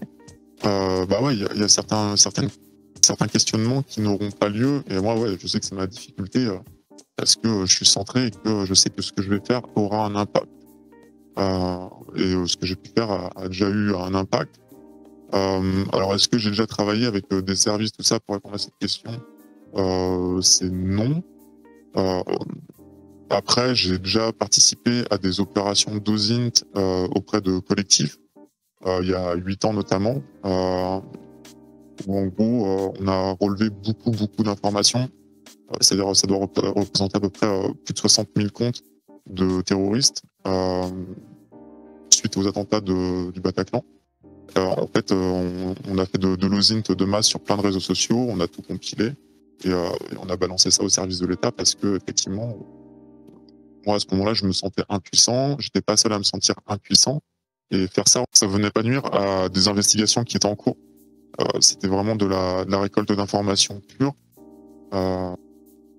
et brutes et restituées aux autorités parce qu'il y avait besoin en fait. Voilà, c'est tu vois une salle de concert qui se fait massacrer à la Kalachnikov. Bah ouais, le but il est légitime. Après, faire passer n'importe quelle loi un peu liberticide sous prétexte de nuire au terrorisme, de lutter contre le terrorisme, ça interroge aussi. Mais c'est le problème quand on est un peu centré, c'est que bah ouais, on essaye de de faire bien, que ce soit bon pour tous en fait. T'es centriste peut-être politiquement, je sais pas comment on pourrait. Enfin, ça a une connotation centriste aussi, c'est une vraie pensée politique du coup. Mais économiquement, t'as l'air quand même d'avoir des idées aussi hyper arrêtées, puisque t'es quand même pour un contrôle assez strict, notamment des grosses structures économiques. Hein, et c'est plusieurs fois ce soir déjà, t'as lancé des pics sur les grosses entreprises, les GAFAM ou Sur ce pauvre Facebook. sur ce pauvre Facebook qui n'a jamais rien fait de mal dans sa vie. Et alors là, on sort du côté technique, mais est-ce que je pourrais tu pourrais nous donner un petit peu ton idée là-dessus? Pourquoi un tel contrôle? Pour répondre à la première question, centriste, non, je ne me considère pas vraiment comme centriste politiquement. Je me considère ni de droite ni de gauche. Je pense que notre système politique, il est complètement obsolète, qu'il faut le réformer de A à Z, avoir un nouveau système électoral qui soit basé sur des mathématiques et non pas un vote pour voter contre, en fait. Donc déjà, je suis pas politisé, mais je suis pas dans des extrêmes. Je suis quelqu'un d'ouvert. À l'écoute de l'actualité. Voilà, déjà, pas de politique dans un sens. Et ta deuxième question, c'était par rapport à comment est-ce que je me situe à l'économie capitaliste. J'ai rien contre l'entrepreneuriat, en fait. Ce qui me dérange, c'est... et j'ai rien non plus contre le fait de gagner de l'argent, que des entreprises qui travaillent beaucoup gagnent de l'argent. Ce qui m'inquiète, par contre, c'est plus d'un point de vue moral, l'influence, vraiment l'ingérence que peuvent avoir ces entités. Le pouvoir, il n'est pas forcément économique. Et quand je dis qu'il faut réguler ces institutions, c'est pas leur chiffre d'affaires qu'il faut réguler, c'est ce qu'ils permettent d'ingérer. Si demain on a des officiers du renseignement chinois de type féminin qui viennent se marier avec plein de militaires, on va mettre du poing sur la table en disant oh là, qu'est-ce que vous faites là? C'est pas comme si c'était déjà arrivé par le passé. Non, il n'y a pas d'hirondelle, ça n'existe pas. C'est ça. En gros, ouais, donc en gros, s'il y a une ingérence d'un autre État, on se permet de dire oh stop. Là, actuellement, on ne prend plus de chercheurs de votre pays parce qu'on sait que vous nous pompez toutes nos recherches et nos thèses. Mais par contre, on peut laisser faire des entreprises qui rapportent du pognon. Non, ça, c'est pas tolérable. C'est pas parce que vous rapportez du pognon que ce que vous faites, c'est moral ou éthique. Voilà, c'est juste ça. Est-ce que tu as dans l'idée de travailler sur d'autres outils, mais qui pourraient cette fois servir à lutter contre des lobbies ou des sphères d'influence un petit peu cachées comme ça, ou c'est pas dans les cartons? Tu ne gâches pas des futures surprises. Après, rien d'extraordinaire, mais il est possible que prochainement sur le repo GitHub, peut-être même à la sortie de cette vidéo, je sais pas, il y ait de nouveaux outils qui permettent d'investiguer sur des entreprises, effectivement. Je suis pas au courant, quoi. Je découvre tout. Oh là là. Non, mais j'en ai... Ah bah non, d'accord, non. bah bravo. Voilà, t'as gâché ma surprise, quoi. Je sais pas si on peut parler de surprise, mais oui, après, c'est des micro-trucs. Hein. C'est pareil, c'est pas... Là, quand on en parle, Scrapper Telegram, ça paraît dingue, à mon sens. Oui, c'est impressionnant. Mais c'est pas à couper le souffle, quoi. Je veux dire, c'est 100 lignes de code. La partie Darknet, ça doit être 50. C'est des choses qui sont relativement simples et ça sera de l'ordre de la même taille pour avoir des informations qui, peut-être, cette fois, nécessiteront des clés d'API et non pas du scrapping. Après, de ton point de vue, peut-être que c'est pas impressionnant ou etc. Mais ça faut voir ça peut-être aussi comme une fondation où ça peut donner des idées à d'autres personnes. Hein.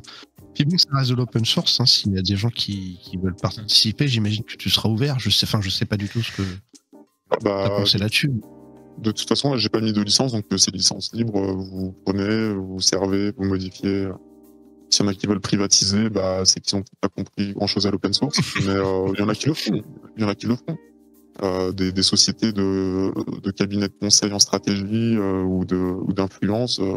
Peut-être que mon grand ami Avisa Partner va se saisir de petites bribes. Hein. C'est le jeu, mais au moins là je donne des armes de tous les côtés. Et après, bah, voilà, c'est des armes intellectuelles, les sans saisie qu'il veut, les améliore qu'il veut. J'ai une question par rapport à ce dont on discute depuis tout à l'heure. On voit qu'il y a quand même une opposition entre... Alors, t'as le côté criminel d'un côté, tu vois, quand on parlait de Darknet, Telegram, tout ça, t'avais vraiment le côté criminel d'un côté, t'avais l'État, et ensuite, t'avais les gens qui se retrouvent un peu au milieu de tout ça. Comment dire, et puis tu avais une espèce aussi de, entre guillemets, de bête noire qui était, on va dire, de l'autoritarisme, voilà, de l'autoritarisme, peu importe sa forme. Ça peut aussi être de la surveillance de GAFAM, enfin voilà. Mais ce côté, tu vois, qui essaie d'exercer un contrôle, une influence sur la population, sur des élections, enfin, peu importe, sur plein de choses. Des outils comme tu nous montres ce soir, est-ce que ce genre de choses, ça peut être utilisé éventuellement pour lutter contre ces forces-là, autoritaires et si oui, par qui exactement? Est-ce que ça peut être des personnes individuelles? Est-ce que ça peut être des organisations? Je ne sais pas trop de quoi je parle, hein, mais des regroupements de personnes. Est-ce que ça peut servir tout ça? Oui. Si on prend le cas de Bellingcat, qui me semble a été présenté par Kermit, je ne sais pas s'il a précisé qu'à la base, c'était juste un mec dans sa chambre qui s'est mis à enquêter sur le vol Malaysia Airlines. Ok, bah en fait c'est parti de là, quoi. C'est de l'enquête en source ouverte sur ce crash aérien. Bon, j'ai pas les tenants et les aboutissants parce qu'il y a tellement de faits d'actualité, celui-là je l'ai un peu évincé, mais en fait de là est né Bellingcat. C'est-à-dire le mec a commencé à enquêter, des personnes se sont joints à lui et ils ont rétabli la vérité. Et actuellement, bah, là c'est des gros enquêteurs, une source fiable de l'OSINT. Donc oui, il y a plein de communautés qui peuvent s'en servir. J'espère la communauté OSINT FR s'en saisira. Donc même en fait d'un point de vue, même si c'est une lutte qui est personnelle, des gens peuvent se regrouper, enfin voilà, des collectifs peuvent s'en saisir. J'ai une question plus directe. Alors, est-ce qu'on peut imaginer, tu vois, donc on a les élections qui arrivent dans 4 ans. On peut imaginer, avec tout ce qui s'est passé par le passé, qu'il y a un danger pour la démocratie si jamais certains lobbyistes, certains partis, etc., essayent d'influencer des populations, des résultats d'élections, etc. C'est un danger qui est a priori réel. Est-ce qu'on peut imaginer, éventuellement, je sais pas moi, un appareil de l'État, une équipe de l'État qui utilise ce genre d'outils-là pour essayer de débouter, tu vois, ce genre de tentative? Ou alors pas forcément de l'État, mais je sais pas, une instance européenne qui surveille un petit peu ce qui se passe quand même sur le terrain numérique et qui essaye de dégager ce genre de truc-là. Est-ce que, à ton sens, ça peut exister, ce genre de choses? Est-ce que c'est utopique complètement? Au sein de la présidence, je ne sais pas si ça pourrait être réutilisé. Au sein des partis, oui, l'OSINT va prendre une part considérable d'enquête et voilà, que ce soit par rapport aux autres candidats ou par rapport à son propre poulain, je pense. Après, des instances de contrôle, oui, on peut s'en saisir aussi. Hein, ça s'appelle la DGSI et la DRSD pour le ministère des Armées. Ils font de l'OSINT. Hein. Il y a juste à consulter les offres d'emploi en ligne. Clairement, ils développent des choses et ils ont des analystes. C'est leur métier de base, ils le font en termes de contre-ingérence civile-militaire. Donc oui, c'est déjà le cas, ça sera le cas. Après, les partis le font également. Et hélas, comme pour les analyses de données il y a quelques années, là, c'est pareil. Ceux qui mettront de l'argent dans l'OSINT et dans les analyses de données auront encore plus de chances de gagner des bulletins électoraux. Bon, ça fait plusieurs fois que tu abordes ce thème et que tu utilises ce terme-là. Est-ce que tu pourrais nous préciser exactement ce que c'est que le cryptofascisme? Alors, préciser complètement, ça va être compliqué parce que je suis pas un expert. En fait, c'est un mot qui date. Ça date des années 60. Et en fait, c'était injecter des discours pour discréditer un autre parti. C'est-à-dire quelqu'un qui était d'extrême droite pouvait s'incruster dans des réseaux de gauche et en fait venir nourrir le discours et parfois le discréditer. C'était un petit peu de l'influence à l'époque, quoi, de la propagande un peu insinueuse. Et en fait, il faut aller quelques années plus tard où un deuxième mot est apparu, le mot cypherpunk ou crypto-anarchiste. Donc crypto-anarchiste. Alors au début, c'est marrant parce que ça a vite changé de bord, mais au début, c'était un mouvement très punk. C'est-à-dire que c'était nos futurs, nos mots de passe. On met tout en clair et tout le monde peut accéder à tous les messages. Aux États-Unis, ils ont commencé à imprimer des t-shirts avec des algorithmes, l'algorithme RSA, par exemple, en disant ceci est une arme. Voilà. En France, je suis pas certain qu'il y ait eu le même mouvement avec des t-shirts, mais c'est pas impossible. Après, les politiques vis-à-vis de ça se sont assouplies. On a quand même, il me semble, certaines pressions, notamment dans le monde de la tech, de la Silicon Valley. Si vous pondez un algorithme de chiffrement qui est très puissant, ou une startup qui fonctionne fort, il n'est pas impossible qu'il y ait des hommes en noir qui viennent frapper à votre porte pour demander les clés de chiffrement ou l'algorithme, comment c'est produit. En France, il me semble que c'est pareil, à partir d'un certain niveau, on peut insister fortement pour que ce soit déclaré. Après, là, je m'avance sur un terrain glissant.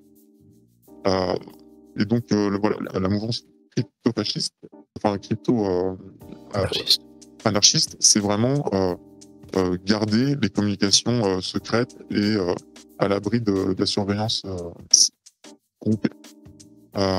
Et donc, face à eux, forcément, il fallait un ennemi. Et là, le terme crypto-fasciste a été réemployé suite au mouvement un petit peu politisé des années 60. Là, c'était un peu plus en termes de surveillance globale. Et là, on réentend beaucoup ça dans le sens faire du profilage type et notamment, on pourrait considérer que le gouvernement chinois, je vais vraiment mettre des gens à dos, mais on pourrait considérer que c'est des crypto-fascistes dans le sens où leur algorithme permet d'identifier des personnes, de tracer des personnes, d'être sûr qu'ils ne rentrent pas dans tel ou tel bâtiment, qu'ils n'aient pas accès à tel bien. Voilà un petit peu pour la... Donc, ok, donc en fait, dans un cas, tu vas utiliser ça, enfin, l'outil, la crypto, tu vas l'utiliser pour anonymiser en fait et permettre la liberté d'échange, et dans l'autre sens, tu vas t'en servir pour permettre d'identifier à tout moment en fait. C'est ça. Et de priver de certains droits.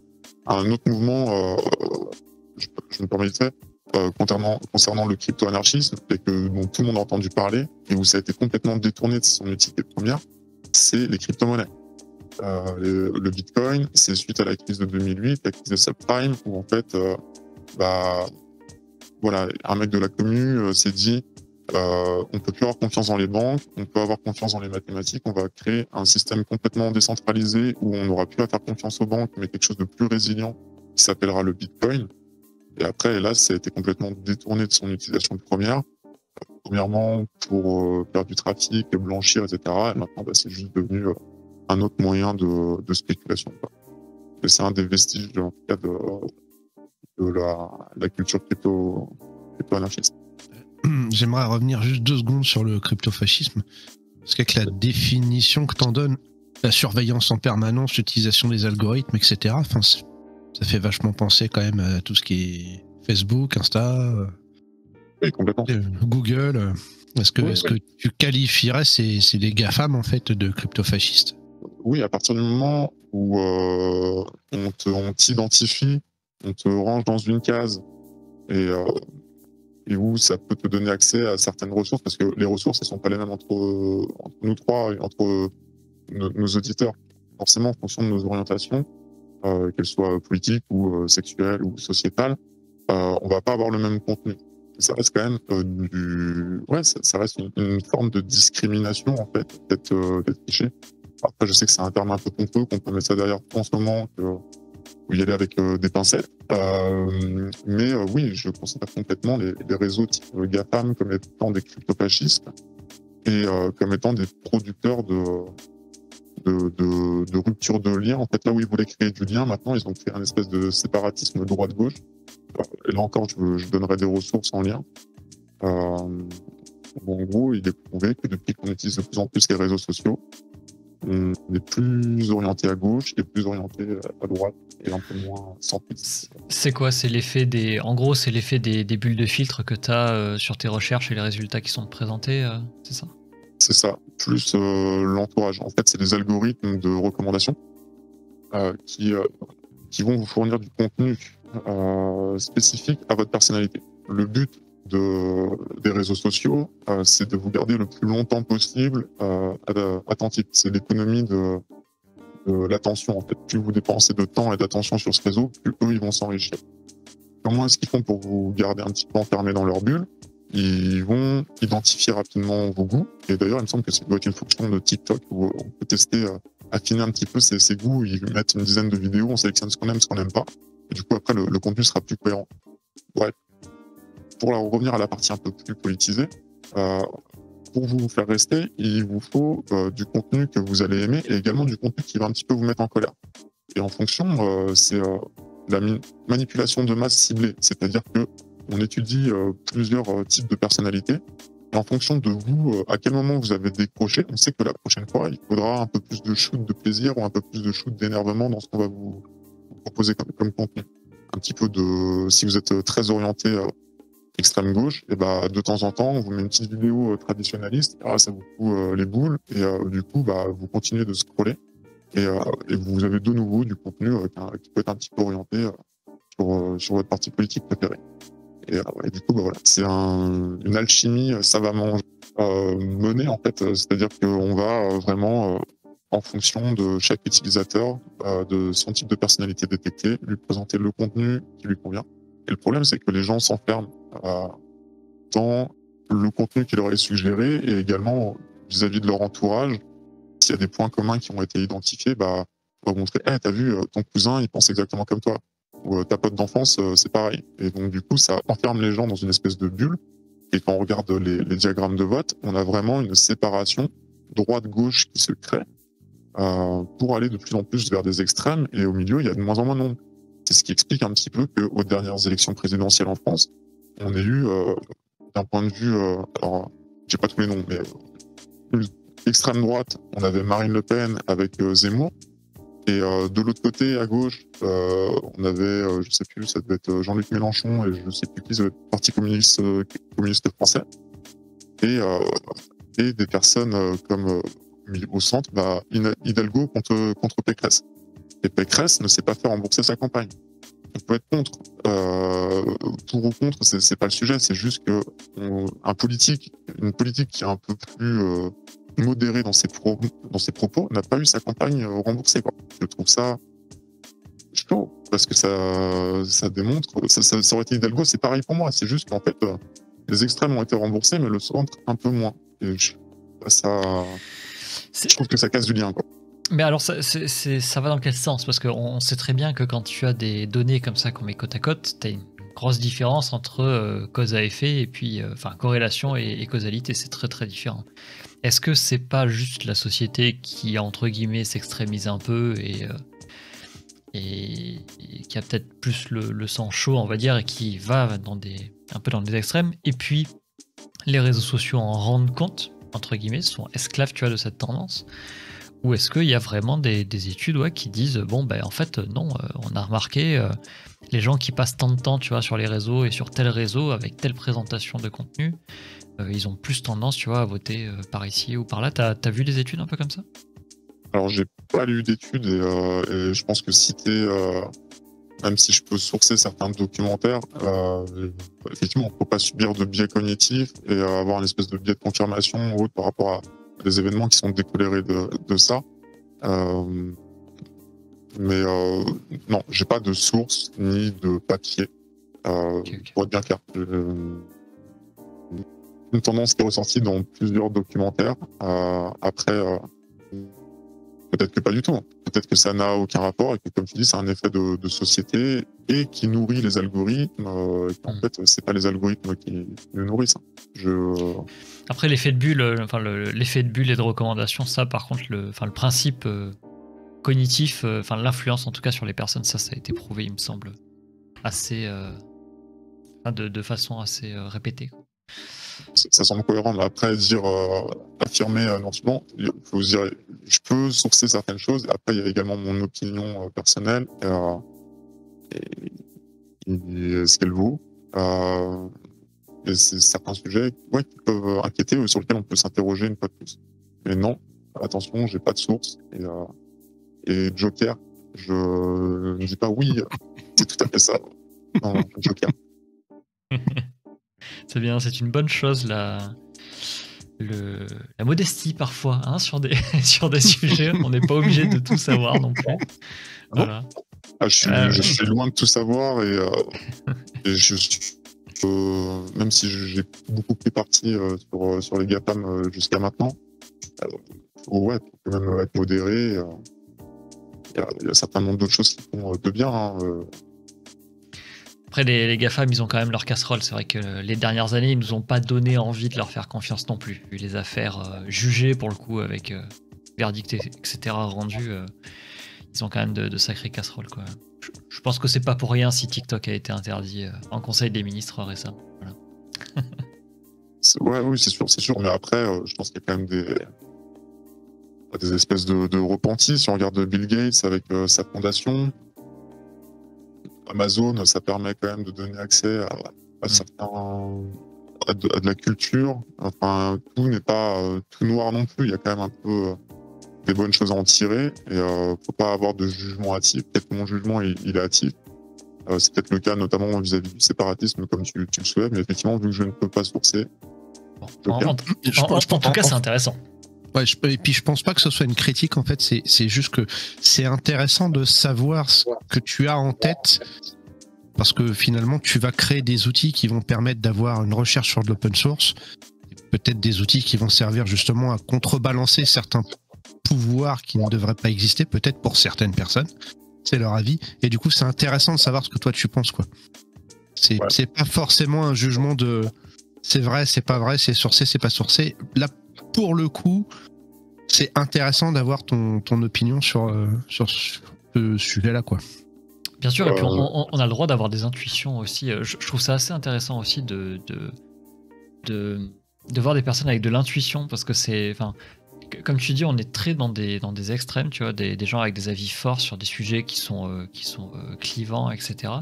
Et on peut aussi avoir de l'intuition et se dire, dans ce cas-là, moi je pense que ça vient de là, et j'ai pas forcément de preuves ultra, tu vois, concrètes et carrées, mais je pense qu'il y a de quoi parler, donc c'est ça qui est intéressant aussi, tu vois.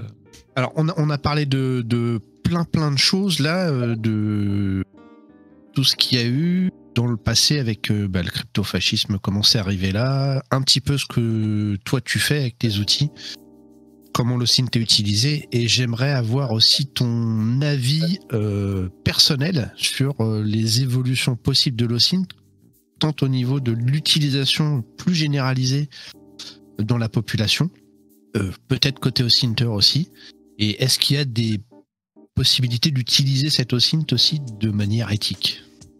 C'est plusieurs questions en une seule, mais j'aimerais bien avoir une vision d'avenir de ta part. Je pense qu'on va s'en servir au-delà de l'aspect très marketing et mercantile. On va du renseignement également, dont on peut produire pour des guerres en cours. Les évolutions, de petits acteurs vont de plus en plus s'en saisir, des collectifs, pour pas que checker des choses en direct, admettons. Pour faire de l'investigation, soit journalistique ou de manière un peu plus utile, on va dire, à la société. J'ai parlé rapidement de Abuse Children, le programme d'Interpol. Je pense que des programmes comme ça vont se développer de plus en plus. Pour ceux qui ne connaissent pas, alors j'ai plus le terme exact, c'est en anglais, on le mettra dans les ressources. Mais en gros, c'est des images où il y a eu des crimes sur des enfants défectués. Et en fait, il y a certains objets qui sont en vidéo ou en photo. Et en fait, on peut mener des investigations en source ouverte là-dessus. Il faut savoir que ça fonctionne. Il y a déjà eu, il me semble que c'est 15 000 signalements depuis que le programme existe. Ça a aidé à résoudre 27 enquêtes. Donc voilà, c'est 27 personnes qui sont derrière les barreaux. Et qui, j'espère, ils vont y rester longtemps. Ils peuvent y rester, c'est parfait. Mais de manière un peu plus douce, je pense que d'autres acteurs peuvent s'en servir pour investiguer sur, admettons, un lieu de pollution. C'est qu'il y a une pollution, il y a un type de véhicule. Et ben, en OSINT, on pourra avoir un collectif qui fait que ça, en fait, qui fait de la recherche pour dénoncer des crimes environnementaux. Certaines choses comme ça. Remonter des informations et investiguer. Après, comment est-ce que ça pourra être encore plus valorisé de manière éthique? C'est déjà un peu le cas avec des personnes notamment dans des pays du tiers-monde qui font des études en source ouverte sur combien d'enfants passent à pied, par exemple, sur certains spots. Il faut savoir qu'il y a des mômes qui marchent 20 km par jour pour aller à l'école. Et donc, en croisant des informations et en ayant certaines captations, ils peuvent après faire des analyses par data science et dire, en fait, l'école faudrait qu'elle soit positionnée ici. Alors qu'en fait, c'est un lieu qui pourrait paraître complètement improbable, mais qui est utile pour la société. Voilà, on peut imaginer des choses larges pour le réchauffement climatique, pour des agricultures raisonnées, diversifiées. Enfin, je pense que, en fait, on est aux prémices. Le renseignement, comment il était pratiqué avant, le renseignement ouvert, c'était beaucoup dans les journaux. Là, on a eu toute la vague un petit peu où c'était à la limite stalké, tu vois. C'était sur des personnes spécifiques. On veut espionner une personne spécifiquement sur ce qu'elle est de manière ouverte.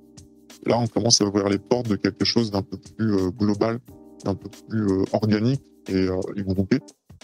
On reste dans la sphère quand même très IT, mais je pense que de manière éthique, ça va de plus en plus interagir avec notre environnement, comme l'Internet des objets.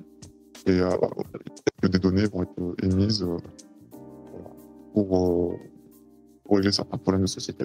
Je voulais vraiment aborder le sujet de ne pas oublier que nos données ont de la valeur et qu'il faut les valoriser. Actuellement, on offre de l'or noir, en fait, des foreurs de données qui vont la traiter, s'enrichir avec nos données. Alors qu'en fait, il y a vraiment des enjeux politiques, commerciaux derrière. Et en fait, faut vraiment, en tant qu'utilisateur, quand on aura la possibilité de se faire rémunérer ou de se faire valoriser sur la donnée, qu'on loupe pas le coche, quoi. Un exemple de la valeur des données dans le monde du renseignement, c'est par exemple, il l'évoque dans le Bureau des légendes, c'est les JIDA.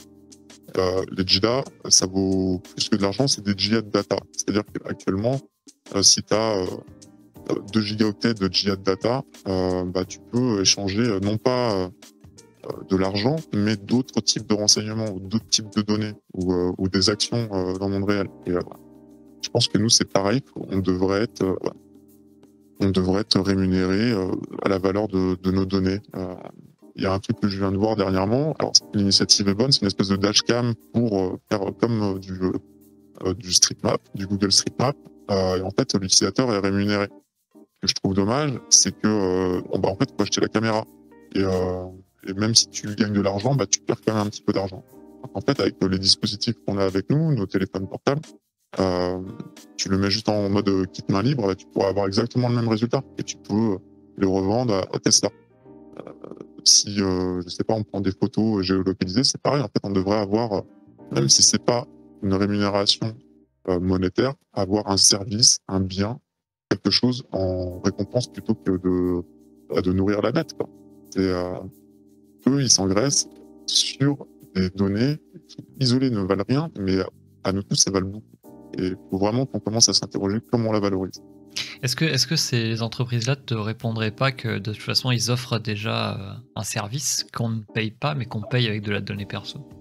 Certainement. Les choses qu'on peut leur répondre, c'est qu'ils vendent d'autres services associés, c'est-à-dire ils vendent de la publicité, ils vendent du contenu, des recommandations, ils payent des influenceurs. En fait, je pense qu'il faut payer également les utilisateurs. On voit le prix des téléphones portables ou des ordinateurs de nos jours. Je pense qu'il y a vraiment un sujet à faire, quoi. Sans rentrer dans le truc de Black Mirror, on regarde des pubs et on est rémunéré à regarder des pubs. Mais juste par rapport aux données utiles que l'on produit, avoir une contrepartie. C'est amusant parce que c'est un contre-pied total en fait. Parce qu'actuellement, si tu veux que... Je vais prendre l'exemple de Twitter. Si tu veux participer plus que 200 caractères et donc amener plus de données sur le réseau, bah, il faut que tu payes, quoi. C'est un contre-pied total. C'est un contre-pied total, mais bien plus logique. Surtout qu'on sait que les nouvelles technologies creusent le fossé entre pauvres et riches, entre classes sociales et vraiment pays défavorisés. Et certains là-bas sur place avec sueur et fort, commencent à être connectés et sont de plus en plus connectés. Peut-être que voilà, on pourrait faciliter aussi la vie de ces utilisateurs-là. On arrive sur des enjeux sociétaux où en fait, si tu as moins d'argent, tu as une moins bonne connexion, tu as une moins bonne connaissance, tu as une moins bonne chance d'en sortir.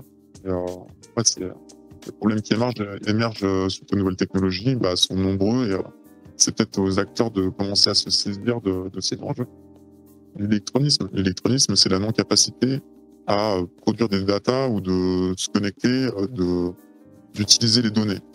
C'est pareil, c'est peut-être à eux aussi, au bout d'un moment, quand on voit que tous nos impôts ils sont dématérialisés, impôts qu'il ne faut pas qu'on oublie de faire, faut à tout prix que eux comprennent qu'ils créent, ils creusent le fossé, et c'est à eux aussi de prendre des initiatives pour lutter contre ça. Surtout qu'en plus, quand tu regardes, si on reparle un peu des téléphones portables, les smartphones, ce ne sont plus des téléphones, les moins chers, quand tu regardes, alors je suis un peu mauvais en marque, mais tu as certains téléphones qui sont extrêmement peu chers,